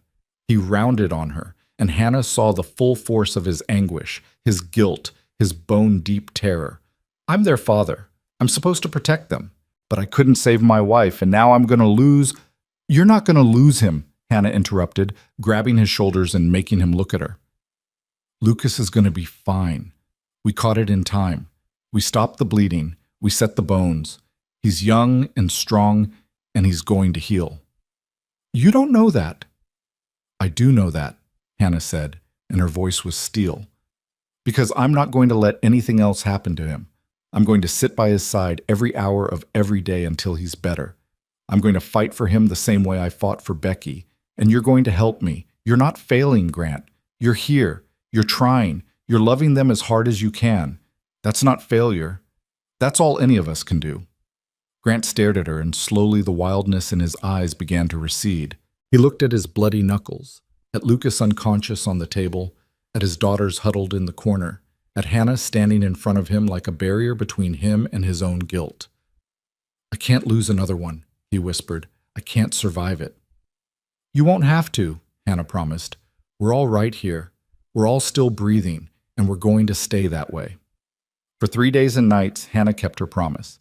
She sat beside Lucas while he drifted in and out of feverish sleep, cooling his forehead when he burned too hot, holding his good hand when he cried out in pain, singing softly to him when the nightmares came. Grant spelled her occasionally, insisting she rest, but Hannah could see the toll it was taking on him, the way his hands shook when he checked his son's pulse, the way his face would go gray when Lucas moaned. This was different from Becky's fever. With Becky, the enemy had been invisible, a sickness that had come from nowhere and could be fought with medicine and time. But this injury was visible, concrete, a direct result of the dangerous world they lived in. And it reminded all of them how fragile their existence was, how quickly everything they loved could be taken away. On the fourth morning, Lucas woke with clear eyes and asked for breakfast. The relief was staggering. Hannah felt her knees go weak, felt tears streaming down her face before she could stop them. Grant, who'd been dozing in a chair nearby, jerked awake and was at his son's side in an instant. "Papa?" Lucas's voice was hoarse but steady. "Did I die?" "No, son." Grant's voice was thick with emotion. "You're very much alive." Lucas turned his head slowly and saw Hannah. His eyes, so like his father's, searched her face. "You stayed with me." "Of course I did," Hannah said, trying to smile through her tears. "Like you stayed with Becky." "Yes." Lucas was quiet for a long moment. Then, in a voice barely above a whisper, "Mama Hannah?" The name again. The same name Becky had used in her delirium, but this time spoken with full awareness, with choice. "Yes, sweetheart?" Hannah managed. "Did you cry for me?" The question broke her. Hannah thought about lying, about protecting herself, about maintaining some kind of distance. But she couldn't, not with this brave child looking at her with eyes that had seen too much pain. "Yes," she said simply. "I cried a lot." "How come?" "Because I love you. Because somewhere along the way you stopped being someone else's child and became mine. Because the thought of losing you was unbearable. Because you matter to me," Hannah said, echoing what she'd told Becky weeks ago. "Because I couldn't stand the thought of anything bad happening to you." Lucas nodded as if this made perfect sense. Then he looked at his father, and something passed between them, some male understanding that Hannah couldn't quite read. "Papa," Lucas said slowly, "I think we should keep her." Despite everything, the pain, the fear, the exhaustion, Grant laughed. It was a real laugh, surprised and genuine, the sound rusty from disuse but beautiful nonetheless.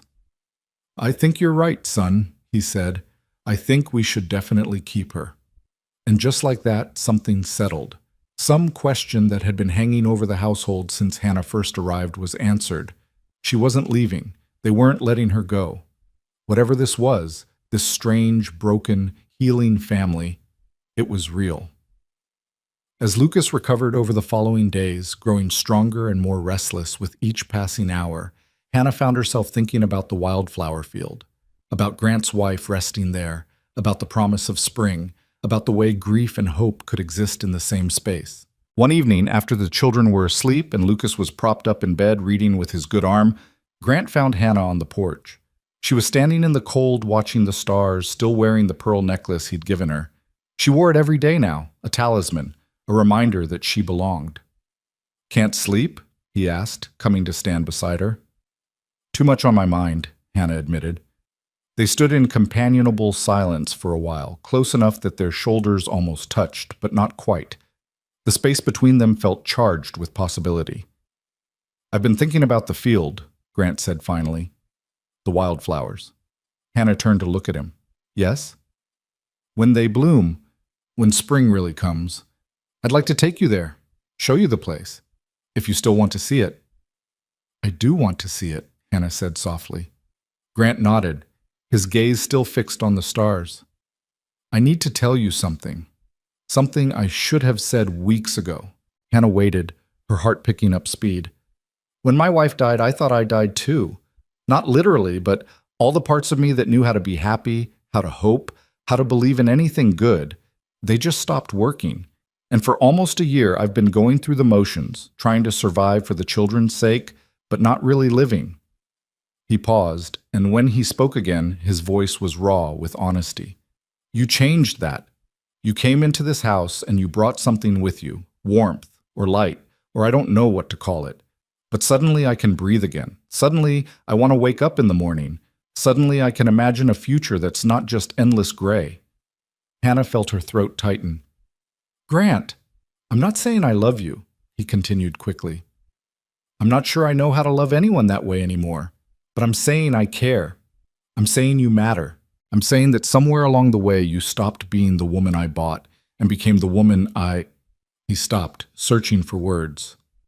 The woman I need. The woman my children need. The woman this family needs. That's enough, Hannah whispered. You don't have to love me. You don't have to be anything you're not ready to be. But knowing I matter, knowing I'm needed, that's more than I ever thought I'd have. Grant finally turned to look at her, and in the starlight his face was open, vulnerable in a way she'd never seen before. You deserve more than that. Maybe, Hannah said, but I'll take what I can get, because this... She gestured at the house behind them, at the sleeping children inside, at the life they were building together. This is more than I ever dreamed of having. Grant reached out slowly, giving her time to pull away and touch the pearls at her throat. His fingers were warm against her skin, and Hannah's breath caught at the intimacy of the gesture.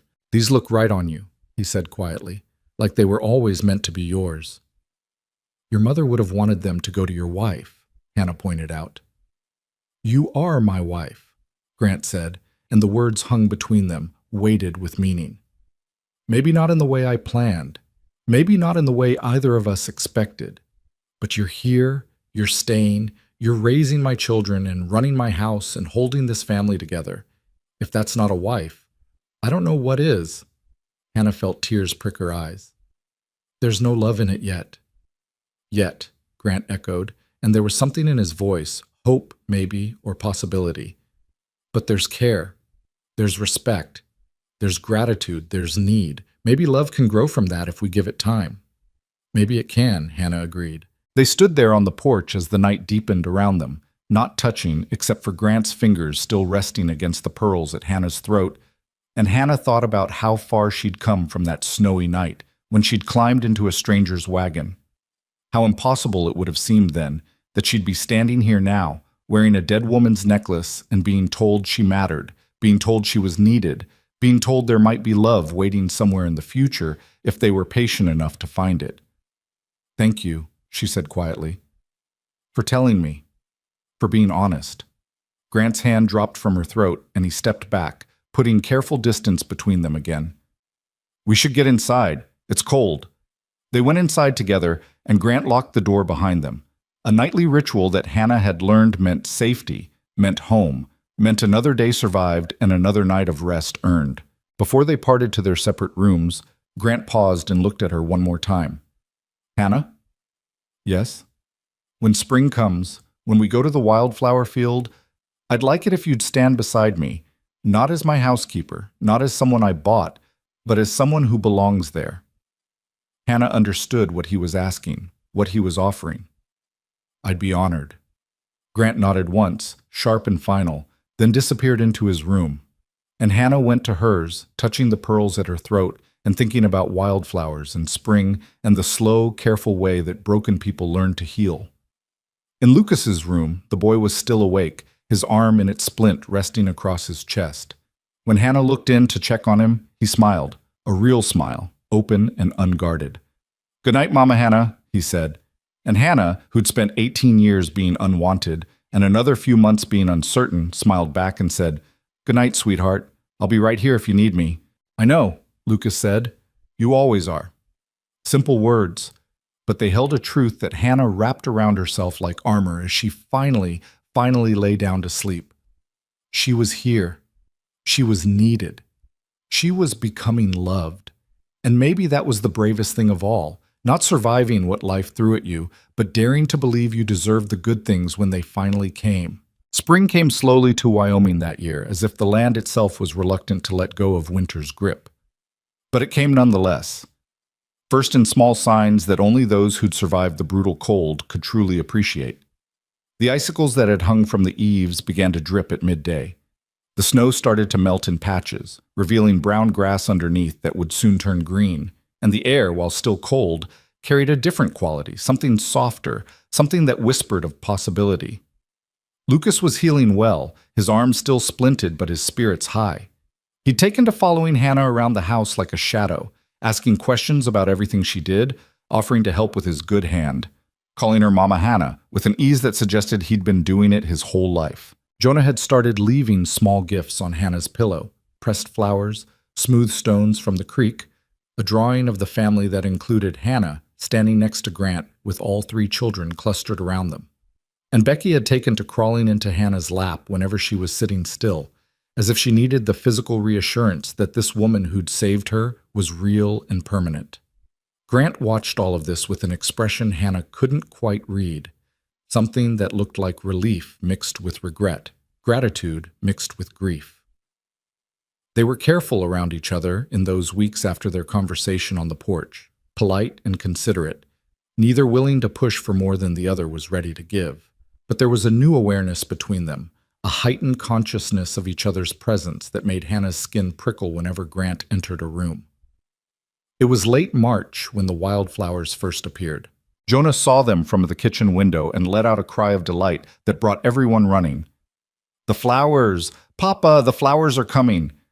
Grant came in from the barn to see what the commotion was about, and when he saw his daughter's face, bright with joy for the first time in so long, something in his expression softened. He looked at Hannah, and she saw the question in his eyes. "Today?" she asked quietly. "Do we go today?" Grant nodded slowly. "If you're ready." "I'm ready." They set out after lunch, all 5 of them making the journey to the north pasture. Lucas rode in the wagon despite his protests that he could walk, his arm still bound but healing straight. Becky sat on Hannah's lap, pointing out every bird and cloud and interesting rock as if the world had just been created new for her benefit. Jonah walked beside her father, her hand in his, chattering about the flowers her mother had loved and the crowns they used to make, and the stories about brave plants that grew where nothing else could. The field was exactly as Jonah had described, a wide stretch of land beyond the pasture fence, rolling gently toward distant hills, and covering every inch of it, just beginning to bloom, were wildflowers. Blues and purples and yellows, delicate and fierce at the same time, growing in defiance of the harsh climate that tried to kill them every year. It was breathtaking. Grant stopped at the edge of the field and stood very still, his jaw tight, his eyes suspiciously bright. The children ran ahead immediately, whooping with joy, already gathering blooms to weave into crowns and chains. But Grant remained frozen, and Hannah understood. This was the first time he'd been here since they'd scattered his wife's ashes. The first time he'd allowed himself to return to this place that held so much beauty and so much pain. "You don't have to do this," Hannah said softly. "We can go back." "No." Grant's voice was rough but firm. "I need to do this. I need to—" He stopped, swallowed hard. "I need to remember that beautiful things can still exist, that life goes on, that she'd want us to keep living, not just surviving." Hannah waited, letting him take his time, letting him find his courage. After a long moment, Grant took a step forward, then another, and soon they were walking together into the field of flowers, the children's laughter floating back to them on the spring breeze. They found a spot near the center of the field where the flowers grew thickest, and Grant knelt down, his hands hovering over the blooms as if he was afraid to touch them. "This is where we laid her to rest," he said. "Right here. She wanted to be part of this place she loved, wanted to feed the earth that fed the flowers." "It's beautiful," Hannah said, and meant it. "She was beautiful," Grant replied, and there was no bitterness in his voice now, just memory and grief, and acceptance all tangled together. "Inside and out. She made everything better just by being in it, and when she died, I thought nothing would ever be beautiful again." Hannah knelt beside him, careful not to crush any flowers, and waited for him to continue. "But it is beautiful," Grant said, looking around at the field, at his children playing among the blooms, at the wide sky above them. "Life is still beautiful, and I think—" His voice caught. "I think she'd be happy about that." "I think she would be too," Hannah said gently. Grant reached into his coat and pulled out something wrapped in cloth. He unwrapped it carefully, revealing a small bouquet of dried flowers, wildflowers preserved from last year, brown and brittle but still recognizable. "I kept these," he said, "from the last time we came here together, before she got sick. She made a crown and wore it all day, laughing like a girl even though she could barely walk by then." He touched the brittle petals with infinite gentleness. "I couldn't let them go." "You don't have to," Hannah said. "I know." Grant looked at her, and his eyes were full of something that might have been gratitude or might have been grief or might have been both.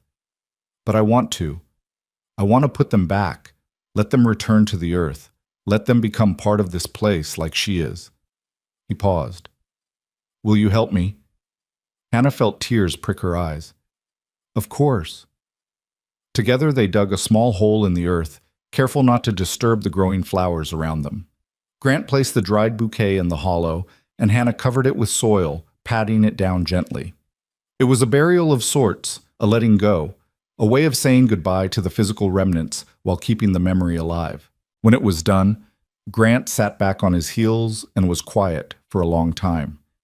Hannah stayed beside him, not speaking, just present. The children continued their play nearby, weaving flowers into chains and crowns, their voices carrying across the field like music. "I need to tell you something," Grant said finally. "Something I've been trying to say for weeks but couldn't find the words." Hannah's heart picked up speed. "All right. When I brought you here, to the ranch, to my family, I thought I knew what I was getting. Help, convenience, someone to keep the machinery running while I tried to hold myself together." He shook his head. "But you weren't what I expected. You were more. You didn't just keep the house running, you made it a home again. You didn't just watch my children, you loved them. You didn't just tolerate my grief, you helped me carry it." "Grant, let me finish," he said, not harshly, but firmly. "I told you on the porch that I didn't know if I could love again, that I wasn't sure I remembered how. But I was wrong." He turned to face her fully, and Hannah saw her own reflection in his dark eyes. "I do love you, Hannah. I don't know when it happened. Maybe when you stayed up 3 nights to save Becky, or maybe when you held Lucas after he was hurt, or maybe it was 100 small moments I didn't even notice. But it happened, and I'm terrified of it, but I can't deny it anymore." Hannah felt like all the air had been stolen from her lungs. She opened her mouth, but no words came out. "You don't have to say anything," Grant continued quickly. "You don't have to feel the same way. I know this isn't a fairy tale. I'm a widower with 3 children and a failing ranch and more baggage than any person should have to carry. But I needed you to know, needed you to understand that you're not just necessary, you're wanted, you're cherished, you're loved." "I love you too," Hannah whispered, the words tumbling out before she could stop them. "I think I have for weeks now, but I was too afraid to admit it.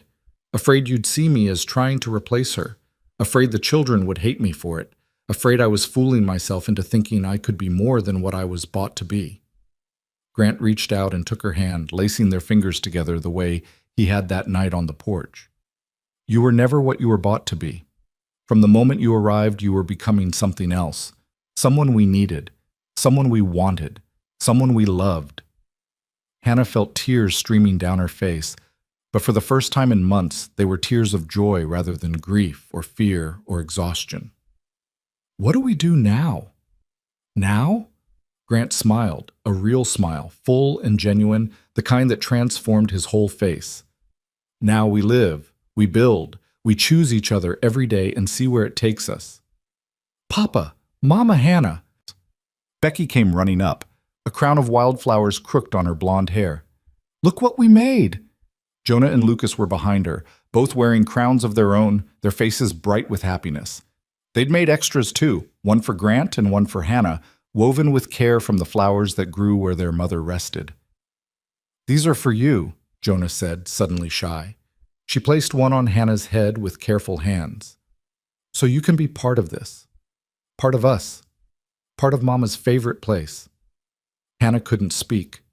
She could only nod as the crown settled onto her hair, as Grant accepted his own from Lucas with shaking hands, as all 5 of them stood together in the field of wildflowers, with the sun warm on their faces, and the wind carrying the scent of spring. "She'd have liked this," Grant said quietly, and Hannah knew he was talking to his first wife, to the woman whose ashes fed these flowers. "She'd have liked you, Hannah. She'd have been grateful you were here to take care of them when she couldn't." "I hope so," Hannah said. "I know so," Grant replied, and there was certainty in his voice. Then he turned to the children. "Come here, all of you. There's something I want to say." Jonah, Lucas, and Becky gathered close, their faces upturned and expectant. Grant cleared his throat and seemed to be gathering his courage. "Your mama was the best person I ever knew," he began, "and losing her was the hardest thing we've ever had to survive. But we did survive. Because we had each other, and because we remembered what she taught us about being brave and strong and loving." The children nodded, solemn and attentive. "And now we have Hannah," Grant continued. "She came to us when we needed her most, and she didn't just help us survive, she helped us start living again. She's not trying to be your mama, and she never will be. Your mama will always be your mama, and she'll always be part of this family." He paused, his hand tightening around Hannah's. "But Hannah is part of this family too.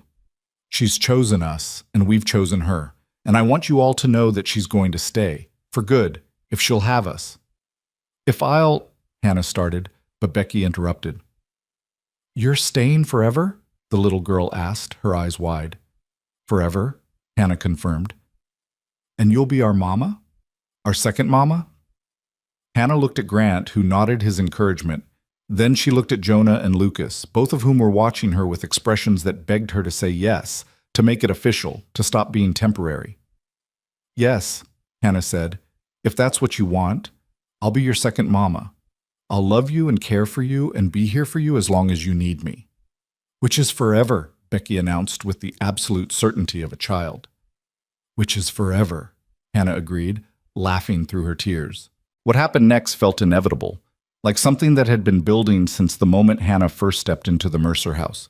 The children swarmed her, wrapping their arms around her waist and burying their faces in her skirts, and Hannah held them all close. These brave, wounded children who'd learned to trust again, who'd opened their hearts to someone new without forgetting the mother they'd lost. Grant stood watching for a moment, his own eyes wet, and then he stepped forward and wrapped his arms around all of them, creating a circle of warmth and love and belonging. They stood like that for a long time, a family not built by blood or tradition, but by choice and circumstance, and the stubborn refusal to let grief be the end of their story. When they finally pulled apart, Jonah was smiling so wide it looked like her face might split. "Can we have a wedding, a real one with flowers and everything?" Grant looked at Hannah, the question clear in his eyes. Hannah felt her heart swell with something too big to name. "Yes," she said, "we can have a wedding." The children cheered and immediately started planning. Becky wanted a cake, Lucas wanted to wear his good shirt, Jonah wanted to make flower crowns for everyone. They ran off to pick more blooms, their voices carrying across the field, and Grant and Hannah were left alone again. "A wedding," Grant said, shaking his head in wonder. "I never thought I'd have another one." "Are you sure?" Hannah asked. "We don't have to make it official. We could just—" "No," Grant interrupted firmly. "I want to. I want everyone to know that you're my wife, not because I bought you or because you were convenient, but because I chose you, because I love you, because you're the woman I want to spend the rest of my life with." Hannah felt dizzy with joy. "When?" "Soon," Grant said. "As soon as we can arrange it. I don't want to wait anymore. Don't want to waste another day living half a life when we could be living a whole one." They stood together in the field of wildflowers, holding hands, wearing crowns made by children who'd learned to love again. And Hannah thought about the impossible journey that had brought her here.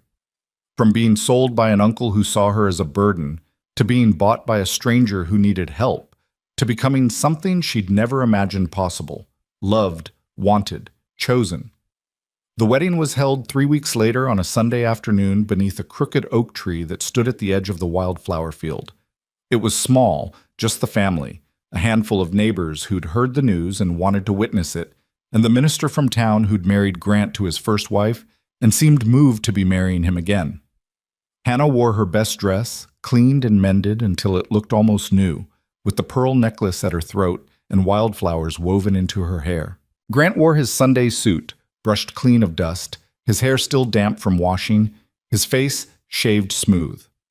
The children stood beside them, Jonah holding a bouquet of wildflowers, Lucas trying to stand tall despite his arm still being splinted, Becky bouncing on her toes with barely contained excitement. The minister spoke about love and commitment and second chances, and his words carried across the field on the spring breeze. But what Hannah would remember most wasn't the ceremony itself. It was the moment when Grant turned to her and spoke his vows. "Hannah," he said, his voice steady despite the emotion in his eyes, "you came into my life when everything was dark, and you brought light. You loved my children when you had no reason to love them. You stayed when you could have left. You chose us when we couldn't choose ourselves." He paused, swallowed hard. "I promise to choose you every day for the rest of my life. I promise to love you not because I need you, though I do, but because you deserve to be loved. I promise to honor you, to cherish you, to make sure you never doubt for a single moment that you belong here, with us, forever." Hannah could barely see through her tears as she spoke her own vows. "Grant, when I came here I thought I was nothing, thought I was just something to be bought and sold and used up. But you showed me I was wrong. You and your children taught me that I had value, that I mattered, that I could be loved." Her voice broke. "I promise to love you and your children for as long as I live. I promise to make this house a home, to fill it with warmth and laughter and hope. I promise to stand beside you in the hard times and celebrate with you in the good times. I promise to be your partner, your friend, your wife. Not because I have to be, but because I choose to be." When the minister pronounced them husband and wife and told Grant he could kiss his bride, Grant cupped Hannah's face in his rough, work-worn hands and kissed her with a gentleness that stole her breath. It was sweet and tender and full of promise, and when they pulled apart, both of them were crying. The children cheered, and the neighbors applauded, and someone started playing a fiddle, and soon there was dancing in the wildflower field, clumsy, joyful dancing that had nothing to do with technique and everything to do with celebration. Grant pulled Hannah into his arms and swayed with her in the grass, and she rested her head against his chest and listened to the steady beat of his heart. "Thank you," he said quietly, his lips near her ear. "For what?" "For saving us, for loving us, for staying." Hannah pulled back enough to look at him. "Thank you for seeing me, for choosing me, for giving me a home."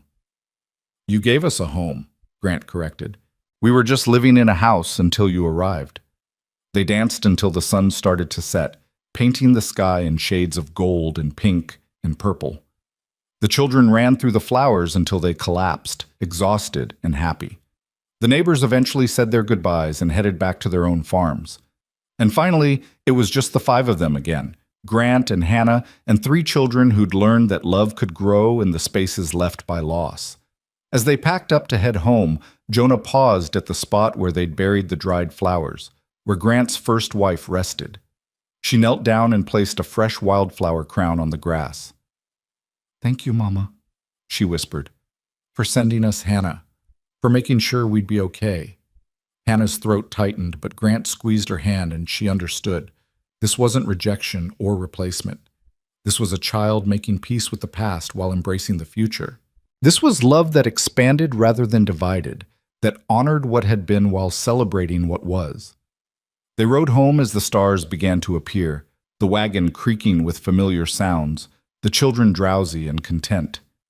When they reached the house, Grant helped Hannah down from the wagon and held her hand as they walked to the door together. "Welcome home, Mrs. Mercer," he said, and the name sounded right, sounded true. "I've been home for months," Hannah replied. "I just didn't know it yet." Inside, they settled the children into bed, all three of them falling asleep almost immediately, worn out from the day's excitement. Then Grant and Hannah stood in the main room of the house that had become theirs, looking around at the space that had transformed from a tomb into a home. "What happens now?" Hannah asked, echoing the question she'd asked in the flower field weeks ago. "Now we plant a tree," Grant said. "A tree?" He nodded. "My wife and I planted the oak when we first moved here, a symbol of putting down roots, of making this place ours. I think we should plant one too. Something that will grow with us, that will be here long after we're gone, that will remind our children and their children that love can be rebuilt, that families can be remade, that beautiful things can grow from broken soil. Hannah felt tears prick her eyes again, happy tears, grateful tears. What kind of tree? You choose, Grant said. This is your home now, your family, your future. Hannah thought about it for a moment, then smiled. A cottonwood. They grow fast and strong, and their seeds travel on the wind to start new trees wherever they land. They're survivors. Like you, Grant said softly. Like us, Hannah corrected. The next morning, they planted the cottonwood sapling beside the oak tree. It was small and fragile looking, but Hannah knew it would grow tall and strong given time and care. The children helped, their small hands patting dirt around the roots, their voices already making plans for the treehouse they'd build once it was big enough. As they worked, a wagon appeared on the road leading to the ranch. Hannah shielded her eyes against the sun and felt her stomach drop when she recognized the figure driving it. Uncle Silas. Grant must have seen her expression because he immediately moved to her side, placing himself between Hannah and the approaching wagon. "Stay behind me," he said quietly. But Hannah shook her head. "No, this is something I need to face." Silas pulled the wagon to a stop and climbed down slowly, his movements careful, his face weathered and tired in a way Hannah didn't remember. He stood there for a long moment, just looking at her, and Hannah saw something in his eyes she'd never seen before. Shame. "Hannah," he said, his voice rough. "I wasn't sure you'd still be here." "I'm here," Hannah said, keeping her voice level despite the anger and hurt churning in her chest. "This is my home now." Silas nodded, his gaze dropping to the ground. "I came to—" He stopped, swallowed hard. "I came to apologize, and to ask for your forgiveness, though I know I don't deserve it." Hannah stared at him, speechless. In all the years she'd lived with him, Silas had never apologized for anything. "I was wrong," he continued, the words seeming to cause him physical pain. "Wrong to treat you the way I did. Wrong to sell you like you were property. Wrong to—" His voice cracked. "You looked just like your mother. Did you know that? Every time I saw you, I saw my sister, and I couldn't bear it. Couldn't bear the reminder that she was gone and I'd failed her by not taking better care of her daughter." Hannah felt Grant's hand on her shoulder, steady and supportive, and she drew strength from it. "That's not an excuse," Silas said quickly. "There's no excuse for what I did. But I want you to understand that it wasn't because you were worthless. It was because I was broken, and I took it out on someone who didn't deserve it." "No, I didn't deserve it," Hannah agreed, her voice strong. "I was a child who'd lost her parents and needed family, and you made me feel like a burden every single day." Silas flinched, but nodded. "I know. And I can't take it back, can't undo the damage. But I wanted you to know that I'm sorry, truly sorry, and that I'm glad." He looked around at the house, at Grant and the children, at the tree they'd been planting. "I'm glad you found a real family, people who see your worth." Hannah stood there with her new husband beside her and her children watching from behind her and felt something inside her chest loosen and release. She could hold on to this anger forever, could nurse it and feed it and let it poison her new life. Or she could let it go, not for Silas's sake, but for her own. "I forgive you," she said quietly. "Not because what you did was okay, but because I won't let it have power over me anymore. I'm choosing to let it go so I can move forward." Silas's eyes filled with tears. "Thank you," he whispered. "That's more grace than I deserve." "Yes, it is," Hannah agreed, "but I'm giving it anyway." They stood there for another moment, and then Silas nodded once, climbed back into his wagon, and drove away. Hannah watched him go and felt the last chains of her old life fall away. She was free now, truly free. Free from the past, free from the pain, free to be the woman she'd always been meant to be. Grant's arm came around her waist, pulling her close. "Are you all right?" "I'm better than all right," Hannah said, turning to face him. "I'm home." The weeks that followed were filled with the ordinary magic of a family learning to live together.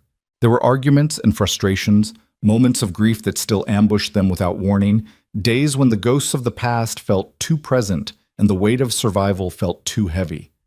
But there were more moments of laughter than tears now, more days of hope than despair, more evidence of life returning than death lingering.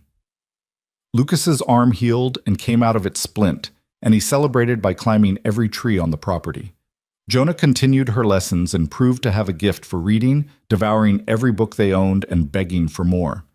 Becky grew like a weed, her vocabulary expanding daily, her questions about the world becoming more complex and harder to answer.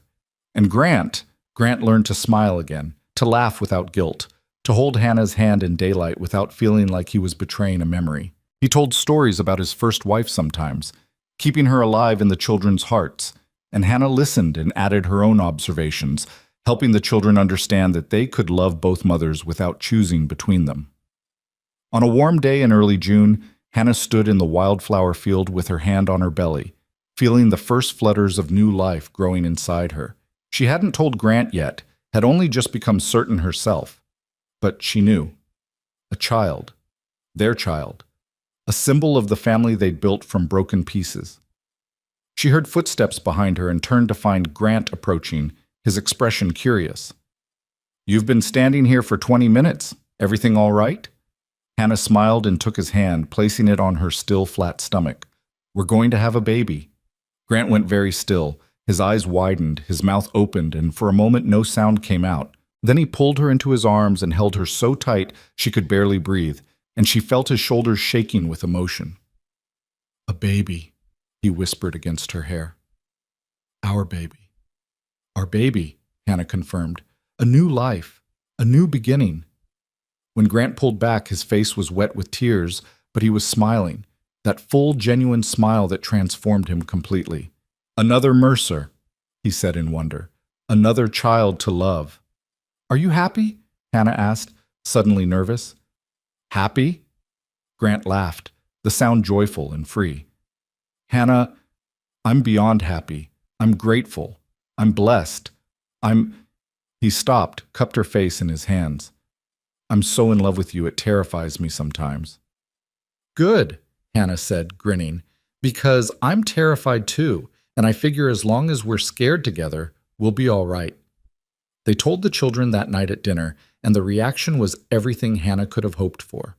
Jonah immediately started planning how she'd help with the baby. Lucas announced he'd teach the baby to ride horses, and Becky simply stated, "I'm going to be the best big sister ever," with the absolute certainty of a child who'd never doubted her own abilities. That night, after the children were asleep and the house was quiet, Grant and Hannah stood on the porch looking up at the stars. The cottonwood they'd planted was already showing new growth, its leaves rustling in the evening breeze.